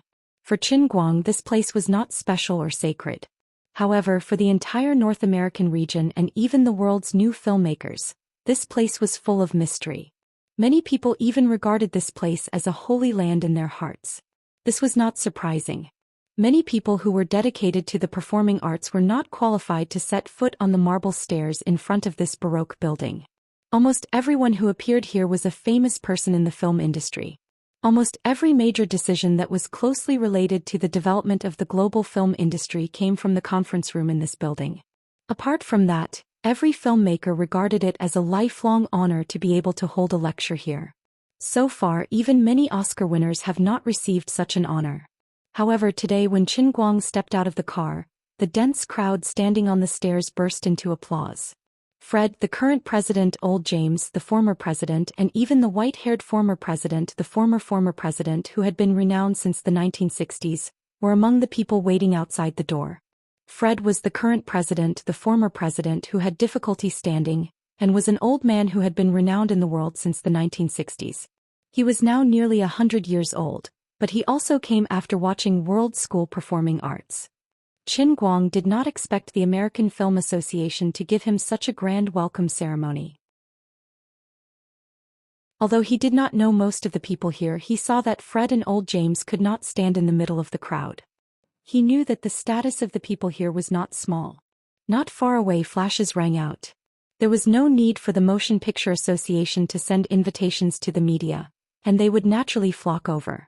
Not to mention that the most important guest today was the Chinese, Qin Guang, who had been a hot topic recently. Media people from all over the world had to eat, both in China and abroad. There was even a rumor in the media circle that whoever could take a picture of Qin Guang in the bathroom would become a millionaire. Whoever could take a picture of Qin Guang helping the poor would become a millionaire. Whoever could take a picture of Qin Guang masturbating would become a millionaire. Qin Guang waved enthusiastically at the people and walked straight to President Fred and the others. Everyone chatted for a while and then quickly got to the point. The conference hall was already full of people. Qin Guang, President Fred, and old James were having a simple conversation backstage. Fred pointed to a person in the crowd outside and asked, "Mr. Qin, the person sitting in the second row is a staff member of UNESCO. Do you want to greet him first?" Qin Guang thought about it and shook his head. "No need. By the way, President Fred, will my public lecture be broadcasted live in the United States today?" Fred nodded. "Yes, it will. This is both an awards ceremony for the World Film Hall of Fame and your public lecture. Over there is a live broadcast staff from ABC, over there is NBC, and on the other side is Fox. Oh, by the way, UBC, which has been working well with you. We've given them the best live broadcast seats. Thank you very much." In fact, he could have collected a lot of copyright fees today, But Qin Guang was eager to spread his influence and did not care about the money. On the other side, old James was a little uneasy. "Mr. Qin, where are your lesson plans?" Old James had been carefully looking at the 2 books under Qin Guang's armpit. He looked left and right and saw that they were the hardcover edition of World Faction, which was publicly available on the market. Qin Guang smiled and pointed to his head. "Here." "Huh." Fred and old James were a little confused for a moment. They wondered if Qin Guang was being too casual. With a smile, Qin Guang continued, "Let me tell the 2 of you something. I didn't take more than 5 days to finish writing these 2 books. "What?" Fred and old James exclaimed in unison. "Impossible." The 2 of them added. Qin Guang only smiled mysteriously. "When you reach my level, you will understand what it means to have everything at your fingertips. My understanding of acting, in fact, these 2 books only scratched the surface." As Qin Guang spoke, he patted the 2 books in his hands and stuffed them into old James's hands. "Mr. Watson, since many people haven't bought them yet, why don't you give these 2 books away? So shall we start now?" Although Fred was still in shock, he subconsciously felt that Qin Guang would not brag about this. There was no need for that. "Okay, Mr. Qin, let's go." The 2 walked out side by side. After a few steps, President Fred said, "Mr. Qin, there are actually 2 standards for the World Film Hall of Fame." Qin Guang was stunned. 2 standards? Fred nodded. "Yes, one of them is to hang a portrait over there and leave a name and a brief introduction below." Fred pointed to the wall of the large conference room. Qin Guang glanced over and saw nearly 100 oil paintings hanging on both sides. They looked very much like Newton in his physics textbook when he was in middle school. Qin Guang felt that he's still alive and he's still so young. Yet his portrait was placed here for others to reminisce about, and it's rather disgusting. What about the other one? He felt that it was better to change his way of thinking. Fred said, "I don't know if Mr. Qin noticed when you got out of the car just now, but there are a total of 9 bronze statues outside our headquarters." Qin Guang nodded. "I noticed. These 9 statues are actually recognized by filmmakers all over the world. They are the 9 predecessors who made the greatest contributions to the art of film since its birth, including Stanislavski, who single-handedly created the C family performance system. We believe that your cosmopolitan performance art is indeed superior to the current expressionist, methodological and experiential styles. Your personal achievements are comparable to Stanislavski's, so of course you are also qualified to have a statue." Qin Guang almost fell to the ground. Damn, after thinking about it, he felt that it would be better to hang a portrait on the wall. "That's a bit. I'm still alive," Qin Guang said. Fred chuckled.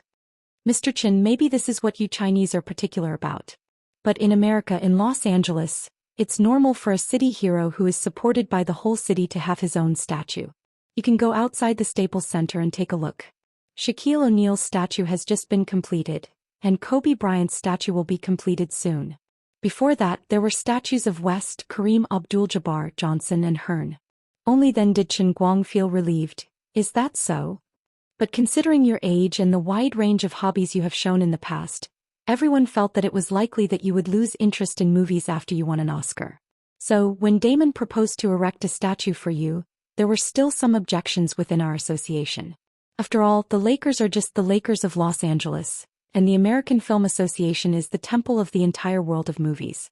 Qin Guang was speechless at President Fred's keen eyes. They were right. After getting the statue of the god of acting, he would only make movies if he was bored out of his mind. So be it. It doesn't matter. "So just this morning we came to an agreement. Please go ahead. Mr. Qin, if your public lecture today can be further improved on the basis of these 2 books, and your cosmopolitan performance art can become a world intangible cultural heritage, then of course it will have been recognized by the world. Then of course we should erect a statue for you. Is that so?" In fact, Qin Guang didn't care much about the statue. This wasn't the statue in his own world in a cup. It was nothing more than a symbol. This even reminded him of the statue of the Lord of the Earth that was still standing in the Tangshan industrial factory. It had the same effect, and it was very disgusting. At 10 o'clock in the morning, this might be called the most important lesson in the history of the performing arts finally began. More than 2,000 filmmakers from all over the world sat in the conference hall. They had a variety of skin colors and ages. Before this, each of them might have had their own different understanding of movies. For example, Big Beard Deng and Xianxia, who were too embarrassed to tell Qin Guang that they had quietly hidden in the crowd. However, after today, perhaps not everyone would become a complete cosmopolitan. They would still have their own styles. But on top of their original style, it was inevitable that they would be covered with a layer of characteristics that only belonged to the world faction. From now on, the world's three major performing arts systems would be merged into one, leaving only the cosmopolitan. But the cosmopolitan would inevitably be divided into several parts. For example, when it came to actors, there would be the expressive cosmopolitan, the methodological cosmopolitan, and the experiential cosmopolitan. When it came to directors, there would be different ideas. Qin Guang summarized the knowledge he had learned from the world in a cup without reservation through this public class. The knowledge he showed was broad and profound, all-encompassing but rigorous and reasonable. Finally, in the evening, the huge conference hall was filled with thunderous applause. Qin Guang's 8-hour cosmopolitan public class officially ended. Qin Guang opened his arms and enjoyed the countless admiring eyes from below the stage. He seemed to be able to smell the statue in his nose. It was really soon. That night, on the homepage of the official website of UNESCO, a huge headline appeared. A global referendum on the application of the cosmopolitan intangible cultural heritage was officially held. 7 days later, at noon, the global referendum came to an end with a total of 136,847,217 votes, with 99% of the votes in favor. UNESCO announced the referendum on the spot. 2 hours later, it was officially announced that the cosmopolitan performing arts had become the world's intangible cultural heritage. Qin Guang was still alive, but he already had the heritage.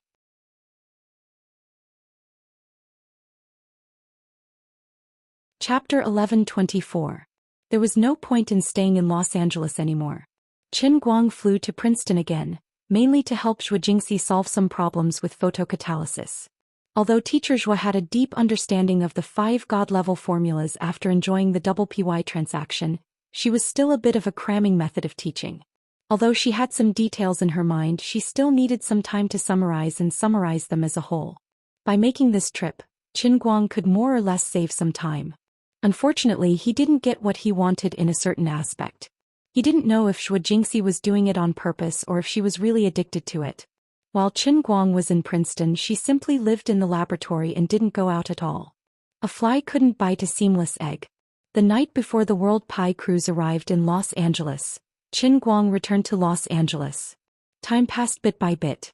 After all, he cared more about the acting god statue. Another 4 days passed.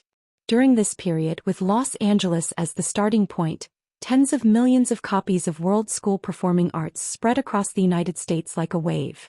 The publishers who tried to take advantage of Qin Guang finally realized that the situation was not good. They were furious and filed a lawsuit against Qin Guang. Unfortunately, it was of no use. Commissioner Brown took out a list of documents and laid them on the table. No one dared to say anything against it. Then the United Publishing Union went to the Ministry of Commerce, trying to get the Ministry of Commerce to take the lead in filing a lawsuit against Qin Guang, accusing him of smuggling, dumping, and other crimes. However, the Ministry of Commerce reacted very quickly. Even halfway through the cruise, 2 of the pro-China officials in the Ministry of Commerce had already contacted the Baker law firm with Tang Xiaokai's help, and they had made preparations in advance for the upcoming war. The documents from the Publishing Union arrived at the Ministry of Commerce that day. The next morning, the Ministry of Commerce's public reply was sent out like lightning. The Ministry of Commerce's response was the same as the General Administration of Publishing, responding to the Publishing Union's questions one by one. In the end, the attitude of the Ministry of Commerce was clear and its position was clear. Qin Guang had personally shipped the World School Performing Arts monograph from Wuxia. Not only did it not violate the relevant laws, but it was also a generous act committed to spreading the intangible cultural heritage. Moreover, as an academic monograph, Qin Guang's price was relatively low, which was completely different from smuggling, which was a huge profit. It was full of internationalism and there was no reason to criticize him in terms of legal principles and reason. Although the Ministry of Commerce was not necessarily a monolithic organization, and the main ideology was still anti-Chinese, the pro-Chinese faction moved too quickly, not even giving the others time to react. Furthermore, although the entire operation process happened very quickly and abruptly, it was completely tenable.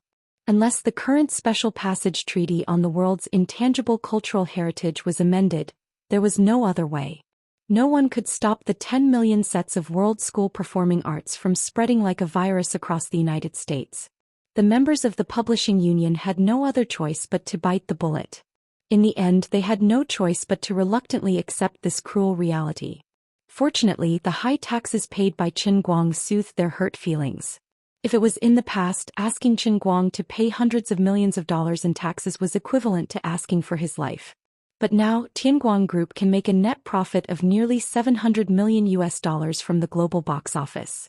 Even if Jin Shiyue and Jiang Yage's companies are excluded, Qin Guang's personal income is as high as $600 million. Tianguang Media should share the income, and Qin Guang's personal income is as high as $600 million. This was no pressure at all. Now that the box office share had been gradually returned to the account, it was currently in the distribution company opened by Tang Xiao. Qin Guang asked someone to transfer it out and directly paid the bill. In addition, Qin Guang did not completely fall out with the National Publishing Union after all. In the past, Demi often used to give others some benefits. Now Qin Guang was giving them a taste of their own medicine. The order for 1 million sets of deluxe editions was still given to them, but of course the price was not as crazy as before. They even got a discount of 10% more than usual. The reason was very simple. To make a statue of God, what they really needed was a large number of ordinary editions. The deluxe edition was purely for profit. Others cared about it, but to Qin Guang it was dispensable. If you still don't behave, then I won't do it anymore. What can you do to me? As for China, the Chinese version of World School that Qin Guang had personally translated was finally printed and resold to the whole country. As a Chinese with a proper background, his book was first published in English before being translated into Chinese. Qin Guang had no choice but to admit that he had made a huge blunder and attracted quite a bit of criticism from Pinky. However, he was too lazy to explain to others. From the beginning, his target was the Oscars. Of course, it was the fastest way to get it abroad. Those who wanted to criticize him could find it. Even if he explained it to them, they would selectively ignore it. Those who didn't want to criticize him would understand without any explanation. Qin Guang just thought it was ridiculous. The Chinese version was only 10 days late. Did they have to go online and say that he had forgotten his roots? There were even such rumors on the internet, saying that he had even changed his nationality and became a foreigner. Qin Guang did not even want to listen to them. Are you stupid? The former director of the General Administration of Guangdong, the head of a violent organization, and a legitimate deputy minister. Even if I am willing to change my nationality, they should dare to accept it, right? It would be strange if the old men did not fight with me. In the next few days, Qin Guang ran around the United States to watch a few WWE and UFC matches and met those fighting stars who supported him. On the surface, it seemed that he was just returning the favor and going to support them personally. In fact, not many people knew that he had been thinking about what he should do to complete the feat of a physical statue of God. Participating in this kind of competition was mostly meaningless. It was useless even if he was invincible in the world. With his current ability, there was no one in this world who could make him go all out. Others would fall with just a finger. It was not difficult to be the best in the world, but it was difficult to be unprecedented. Let's not talk about foreign countries. Just in China, Qin Guang said that he was the first in history. If others said that he was capable, why don't you compete with Li Yuanba? You have great strength. The flowery monk Lu Zhishan uprooted willows. His strength was no less than yours, right? A certain general held an iron spear that weighed hundreds of kilograms and danced it like a wheel of wind and fire. If you are so capable, go and fight with others. Also, can you defeat Qiyu, the god of war, Xingtian, the ancient god of war? What? You said that they were mythical figures and did not exist? Yes, we did not have clear evidence to prove their existence or whether they were as strong as the legends said. But you also could not find evidence to prove that they were fake. This was a paradox that made people feel hopeless. Qin Guang could only say, "How can I compare my head to the ancient people who have turned to ashes in the half-life of the elements?" At least he could find a lot of reference materials for acting, and there were authoritative works that could make a clear comparison. But when it came to fighting, there was really no way. The living could never defeat the dead. 3 days later, as more and more people successfully bought World's Pie, more and more people went into the cinema to watch Women, together with the monograph. At the same time, more people downloaded the videos of Luo and Zhu, Thunderstorm, and his public lecture at the International Film Hall of Fame and watched them continuously. Those who acted in movies and made movies learned from him, and those who only liked to watch movies and comment on movies only watched superficially. Those who didn't understand anything could at least find the real reason why Women, which was played in 2D, could bring them a completely different experience. Ordinary movies pursued a comprehensive visual and auditory experience, but Women was different. World's Pie was different. They were both performing arts. Others acted in a play and the audience also watched a play. But for Qin Guang they watched life. As more and more people surrendered to him, Qin Guang almost set off the strongest water storm in history. The water storm, which was spread by word of mouth, was like the sea level rise caused by the melting of the Antarctic glaciers during global warming. Within 3 days it completely swept the world. At the same time, after the audience all over the world had been waiting for more than half a month, the long-awaited global release in other continents finally came. This time the English version and the original Chinese version, which were dubbed by Qin Guang, were released at the same time. What was an explosion of dried bamboo shoots? This was an explosion of dried bamboo shoots. How grand was it to break the first-day box office records on all continents at the same time? Ordinary words were not enough to describe the brilliance of this era. Previously, although everyone had recognized the artistic achievements of Women, they still had reservations about the box office. Artistic achievements and box office performance were never directly proportional. Before this, not many people thought that Women had any possibility of making history. The most optimistic estimate was that it would just break 2 billion. This was already the third highest box office in history, only behind Avatar and Titanic, and even slightly higher than Star Wars 7, The Force Awakens.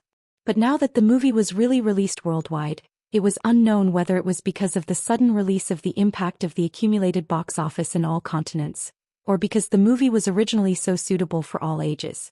In short, it was a complete explosion. It was even fiercer than the impact of Avatar. But Qin Guang didn't care about this at all. At this time he was sitting cross-legged on the roof of the Flemington Hotel.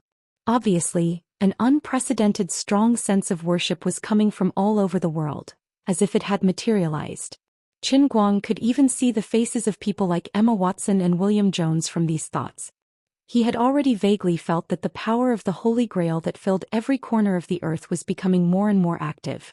Even the white threads of the power of faith that had gradually sunk into the ground of Cloud City in his world in the cup were floating up again. In addition, all the 9 great statues that he had obtained so far were faintly trembling. The frequency of the trembling seemed to be completely in sync with his heartbeat. Even if the 9 great statues were in the world in the cup, the trembling seemed to be able to pass through the barrier of time and space, resonating with his physical body in the outside world. This caused his heartbeat to become stronger and stronger, and even his blood was gradually heating up. Without a doubt, all these strange phenomena meant that his acting statue of a god was about to appear. But he was also inexplicably surprised. He had obtained 9 statues before this, but none of them had caused such a huge commotion like today. He had been the owner of the heavenly Holy Grail for more than half a year, and his understanding of this Grail had deepened day by day. Until now he thought that he already understood the heavenly Holy Grail very well.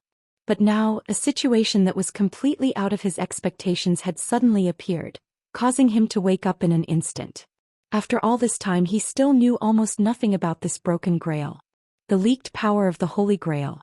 What Lily said was that because of his continuous triggering of the world of punishment, the real world and the real world were getting closer and closer, and even starting to slowly merge.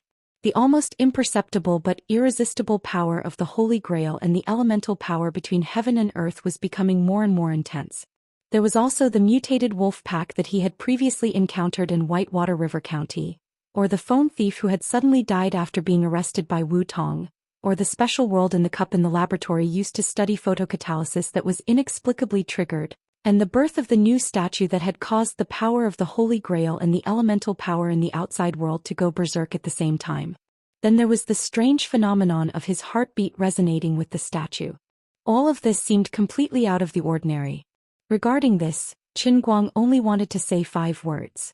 Absolute dumbfounded. He could only ask Liuli. Lady Liuli, what the hell is this? Causing trouble. The long-lost voice of Liuli sounded in his mind. Don't panic. I'm relieved that you said so. Please show me the way, Lady Liuli. Liuli coughed lightly. There is a very popular saying on the internet. Please say it. Liuli said darkly. Life is like being raped. Since you can't resist, then close your eyes and enjoy it. Qin Guang, who was sitting cross-legged, looked solemn, but his heart was like a shrew cursing in the street. Damn it, Liuli's rape theory was the same as the original, pray for your own good, and there is always a way out. To put it bluntly, it was irresponsible. She dragged him, the pitiful savior, into the water, and then she shirked her responsibilities at all kinds of critical moments. She knew how to pretend not to know and deliberately messed with him. Well, if she really didn't know, it seemed to be even worse. We can't do this, right? Let's not talk about my life and death. Just look at the mutated giant wolves in Whitewater River County last time. If they hit the ordinary people, how much damage would they cause? According to the current trend, God knows when they will appear again. You should be a little more responsible. Liuli sneered. That's strange. Isn't this all caused by you? Isn't it you who triggered the world of punishment? Isn't it you who made the real world and your real world get closer and closer? Qin Guang was not convinced. Bah. I didn't know it would be like this before. Liuli used her usual sharp tongue. Why? If you knew it back then, would you have chosen not to use the world of fate and not to save your mother's life? Or would you have obediently let the extremists control your plane and let you and your friends die in the sky? Are you so great? Qin Guang, if I knew it back then, I would really. Qin Guang was speechless.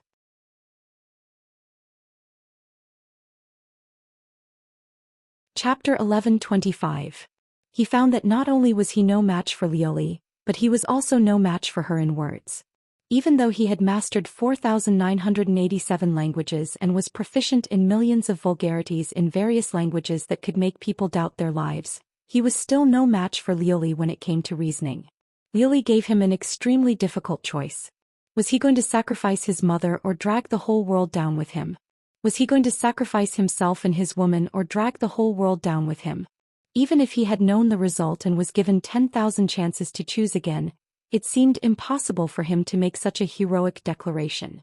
Especially the first time. If the choice was a life for a life, Qin Guang felt that he might really be willing to exchange his life for his mother's survival. Qin Guang argued feebly, but I didn't know anything after all. You could have told me earlier. Liuli sneered, but now you already know, and you once again crazily pursue the 10th statue for your own survival. You have accelerated the speed of the integration of the real world and your real world. I didn't know that either. All I could think about was the problem of the statue. All I could think about was the debt of 1.46 billion faith points that I had to bear. I never thought that the moment I got the statue I would accelerate the integration of the two worlds. And it was because you didn't remind me. I remembered an old saying from your hometown again. I didn't kill the people, but the people died because of me. Qin Guang was infuriated by Liuli's words, but his imagination ran wild. You are a sinister villain. Now I suspect that you are not a god emperor at all. You are an invader from a certain plane, right? You are just using me. You keep tempting me. You asked me to open the barrier between the two worlds with my own hands so that the army of billions of gods and devils behind you could enter our universe and invade our plane. He almost convinced himself. Perhaps he had been dealing with too many movies recently and he had seen a lot of movies, so there were many similar themes in the history of movies. The more Qin Guang thought about it, the more he felt that his seemingly absurd idea was quite possible. The two so-called gods, Liuli and Lu Ming, never had the slightest majesty and solemnity that belonged to a real god. Their behavior all along was clearly that of the unruly, willful, sinister and cunning demon princesses that were often written in fantasy novels. Qin Guang's memories of Lu Li and Lu Ming flashed across his mind. Except for a few times when Lu Li revealed the so-called true body of the Shenhuang, she was really like that most of the time. Unexpectedly, Lu Li and Lu Ming burst out laughing in the cup world. Lu Ming, fool. Lily said, I really think that you should go to the mental world next time and become the most mentally retarded person in the human world. The two deity emperors laughed mercilessly at Qin Guang. However, Qin Guang remained unmoved. He glared angrily and kept a straight face. Tell me, is this real or not? He roared in his heart. Really did not say anything. Lu Ming scoffed but changed the topic. All right, now that things have come to this, Sister Lu Li is still soft-hearted. I'll admit it to you. Not bad. It's true. But we are not some ridiculous demon race. We are indeed the god race and also the real gods. Our purpose is to devour the core of your extremely complete universe. Your universe is very special and delicious. At that time, your universe will return to before the Big Bang and become the most delicious singularity that will be slowly eaten by us. Qin Guang fell silent again, and an unprecedented firm belief rose in his heart. If his guess just now was true, then he, the so-called savior, had always been like the puppet army, the guide party, and the traitor during the war of resistance. No, if I really attracted the gods and demons, then their real purpose must be the entire universe. Am I a traitor? Qin Guang raised his head blankly and looked at the starry sky in the sky. He couldn't help but think of Wuxia tens of thousands of kilometers away. The sky there should be clear. His parents were probably bragging to others that their son was about to become the first Wuxia Oscar winner in history, and his grandchildren in the dormitory should be forging his autographed photos. There were also Wenwen, Jin Shuiwei, Jiang Yage, Sun Xiaoxuan, Wu Tong, Lu Fei, Xian Qin, Wu Miaowan, teacher Zhuo who was in Princeton, and Tang Ying who would arrive in Los Angeles in 2 days. Many names and faces, from family to friends, from relatives to women, many people that he had interacted with in one way or another in his life, or had heard of and admired countless people. A crazy idea suddenly surged in his heart. This idea came extremely abruptly and without warning, but it was exceptionally fierce. This idea occupied his entire mind in an instant and became extremely firm. For family, friends, for Earth, for all of humanity, for the solar system, for the entire universe. I'll jump. All of this took a long time to describe, but from the time he started thinking about it to the time he took action, perhaps only 0.1 seconds had passed. It was even too late for Lioli to control his body. With a loud bang, spiderweb-like cracks appeared on the incomparably sturdy ceiling of the Flemington Hotel under his feet. Holding the cup in his hand, Qin Guang's entire body violently flew over the edge of the rooftop of the Flemington Hotel. That's right, he planned to commit suicide. He believed that in this situation, there was only one way to stop all of this, and that was to kill himself.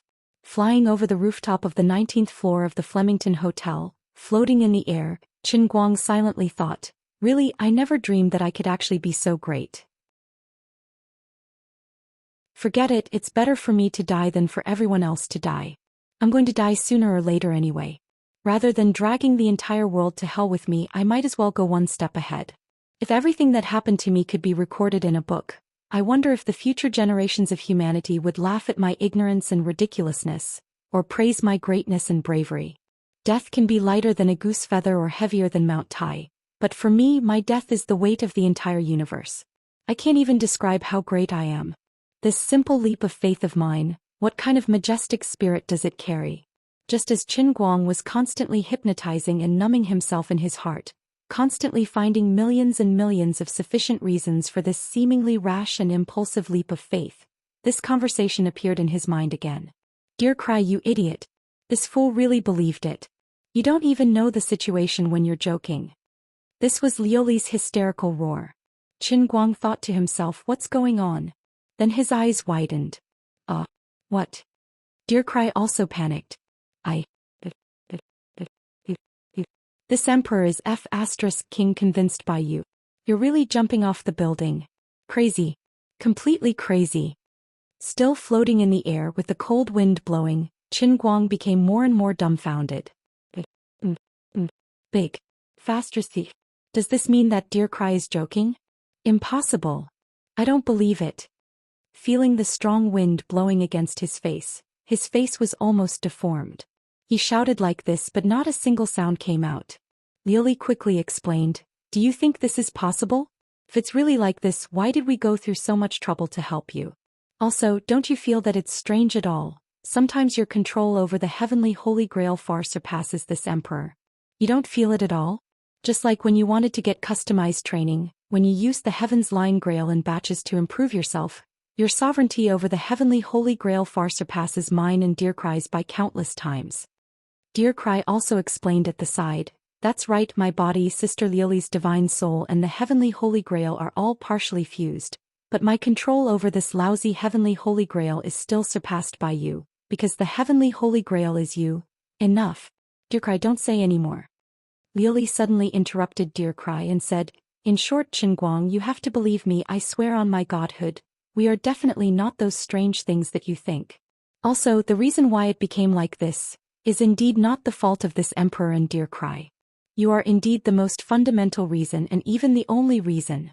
The inside story is extremely deep with your current realm. Even if I tell you clearly, you won't understand." Qin Guang was about a few meters away from the floor. He didn't have the time to carefully consider Liuli's words, nor did he have the time to think about whether he regretted it or not. He decisively landed on his face.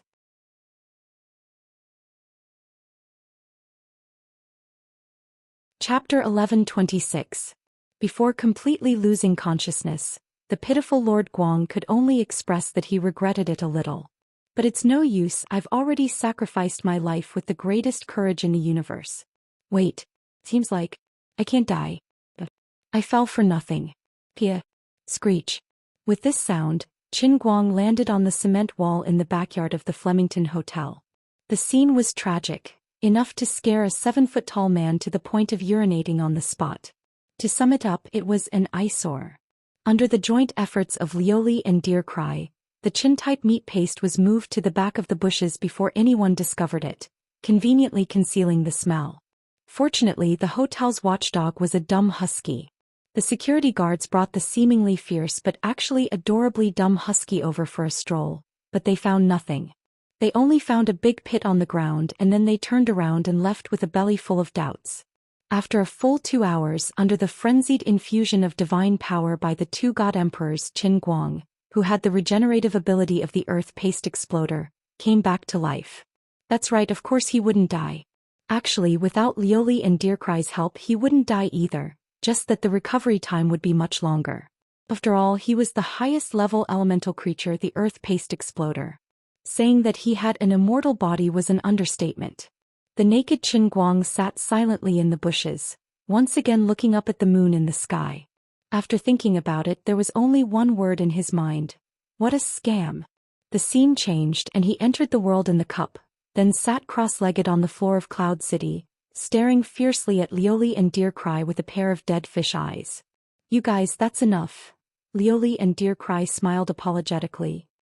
I was just making a harmless joke. I didn't expect your reaction to be so intense." Qin Guang roared, "Nonsense. How can it not be intense? King believed it. I thought I was going to be a traitor. Do you think I had much time to think? Liuli can see through my heart. King really wanted to stop you guys. Do you know how much determination I've put into this? Do you know how much pain I was in just now? I'm not joking with you. If that's the case, I can jump into the atomic furnace. I mean it." Qin Guang was still a little angry. Whether he was a villain or a great person, everyone had their own bottom line. If the world had to be destroyed because of him, if his death could save the whole world, Qin Guang felt that the reason he chose to sacrifice himself was 100 times better than those martyrs who would rather die than surrender and die for the revolutionary cause during the war.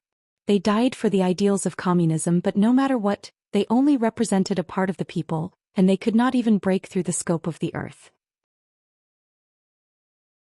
"And I, Qin Guang, am doing this for all of humanity, for the entire universe, and of course for the other life forms that may or may not exist in the billions and billions of universes."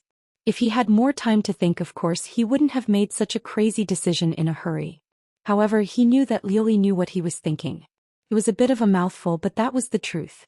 Therefore, as long as it involved the heavenly Holy Grail and himself and Liuli, he had to be so resolute. "I know, but I really didn't mean it. Sorry, very sorry."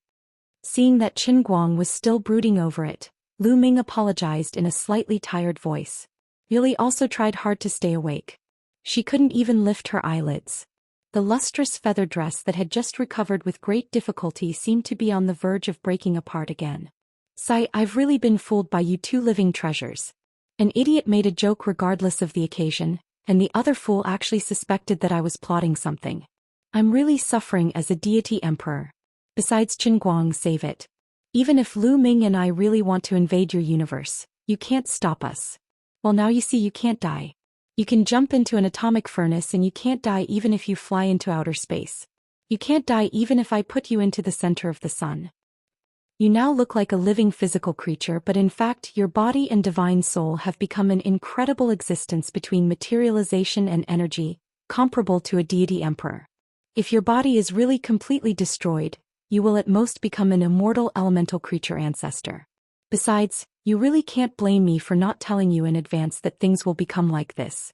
I have told you countless times that this is the first time the heavenly Holy Grail has been activated, and no one knows what will happen. Let alone me, even my father, the Master God of Chaos, doesn't know why this situation has happened. What I can do is to help you analyze what kind of situation this is after it has happened. As for what will happen next, I can't predict it either.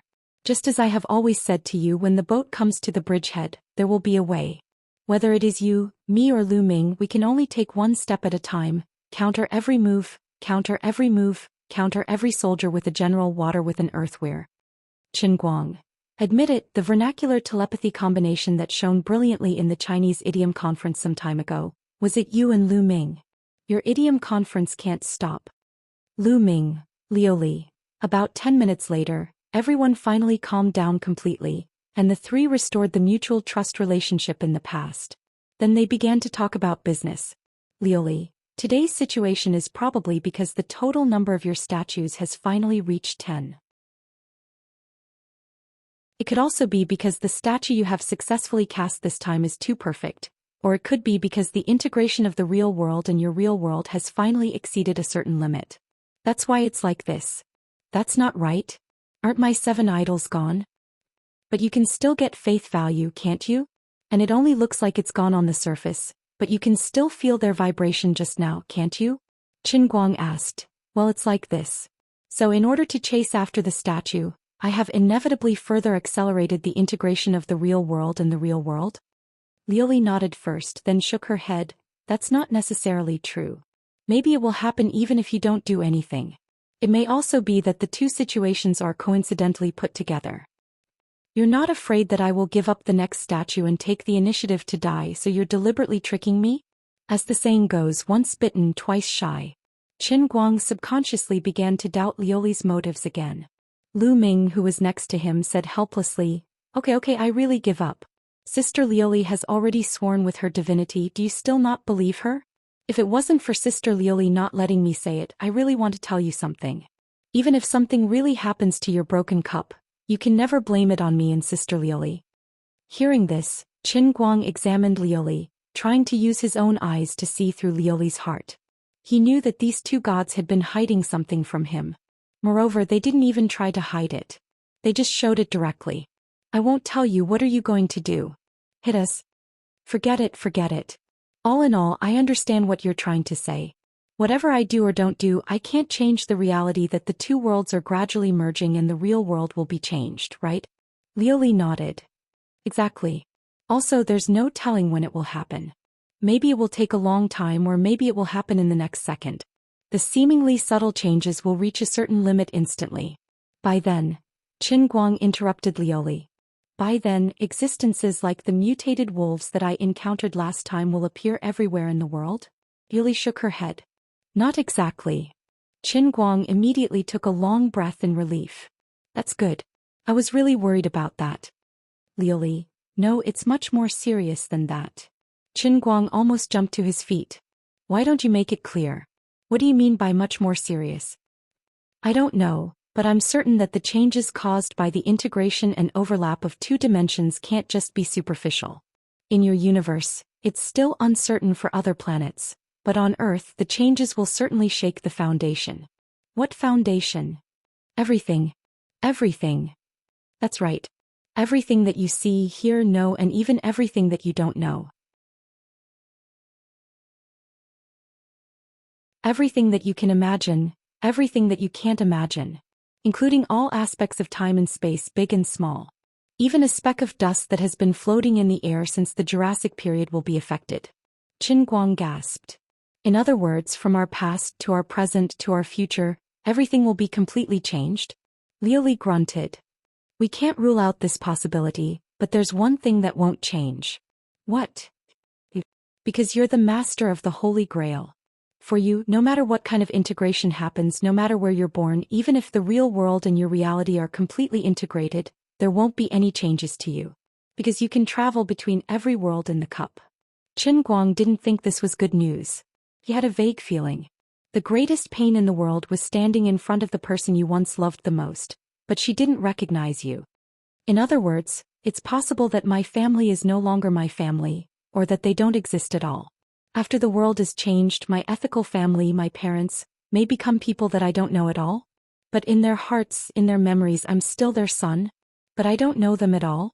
Lu Minghua's voice came from afar. Although I don't want to tell you, this may happen, but it may not necessarily happen. Qin Guang asked again. Also, everyone that I used to know may become strangers to me. Liu Li nodded again, but she thought for a moment and said, just as I said before, if the real world and your reality merge and completely change your time and space, you must be the most stable point among all the planes. Then, just like how every pair of people in the world who know each other will have some kind of connection, let's call it fate. The threads of fate form a big net, binding everyone in the world to this net, or in other words, binding every planet in the universe to this net. The fate of countless tiny existences combined together to become the fate of a basic ion. Countless basic ions combined together. Letting out 2 coughs, Qin Guang replied, you don't have to explain too much. What I understand is that everything in the world is connected, and every existence is an individual. But at the same time, they're also a part of the whole. Yes, that's right. Then, when the vibration of subversion comes and is about to overturn the entire plane, you, as the only stable point, the things that are personally related to you or people, are likely to get some stable characteristics because of the connection with your fate. The closer their relationship with you is, the more stable they will be. Qin Guang suddenly understood. I understand what you mean. I'm equivalent to Noah's Ark in the Bible story when the world is coming to an end, right? The closer you are to me, the harder it is to be changed, right? You can understand it this way. With this, his heart felt at ease. Previously, he was most worried about his parents, relatives, and friends, as well as those female confidants that he couldn't let go of. This was equivalent to taking a tranquilizer. Also, this change may not be completed in an instant, it may be carried out unknowingly and subtly. Also, even if someone has a close relationship with you, it is normal to have some slight changes. For example, that female Dr. Tang Ying, she is very close to you, right? But maybe one day it will be normal for her cup size to increase or decrease by 1 size. Qin Guang nodded helplessly. I understand. The most helpless thing in the world is knowing what will happen, but being unable to stop it. You're tuning in to the Zhou Xian's Legacy YouTube channel. Don't forget to subscribe and join us on this journey to catch the most captivating stories.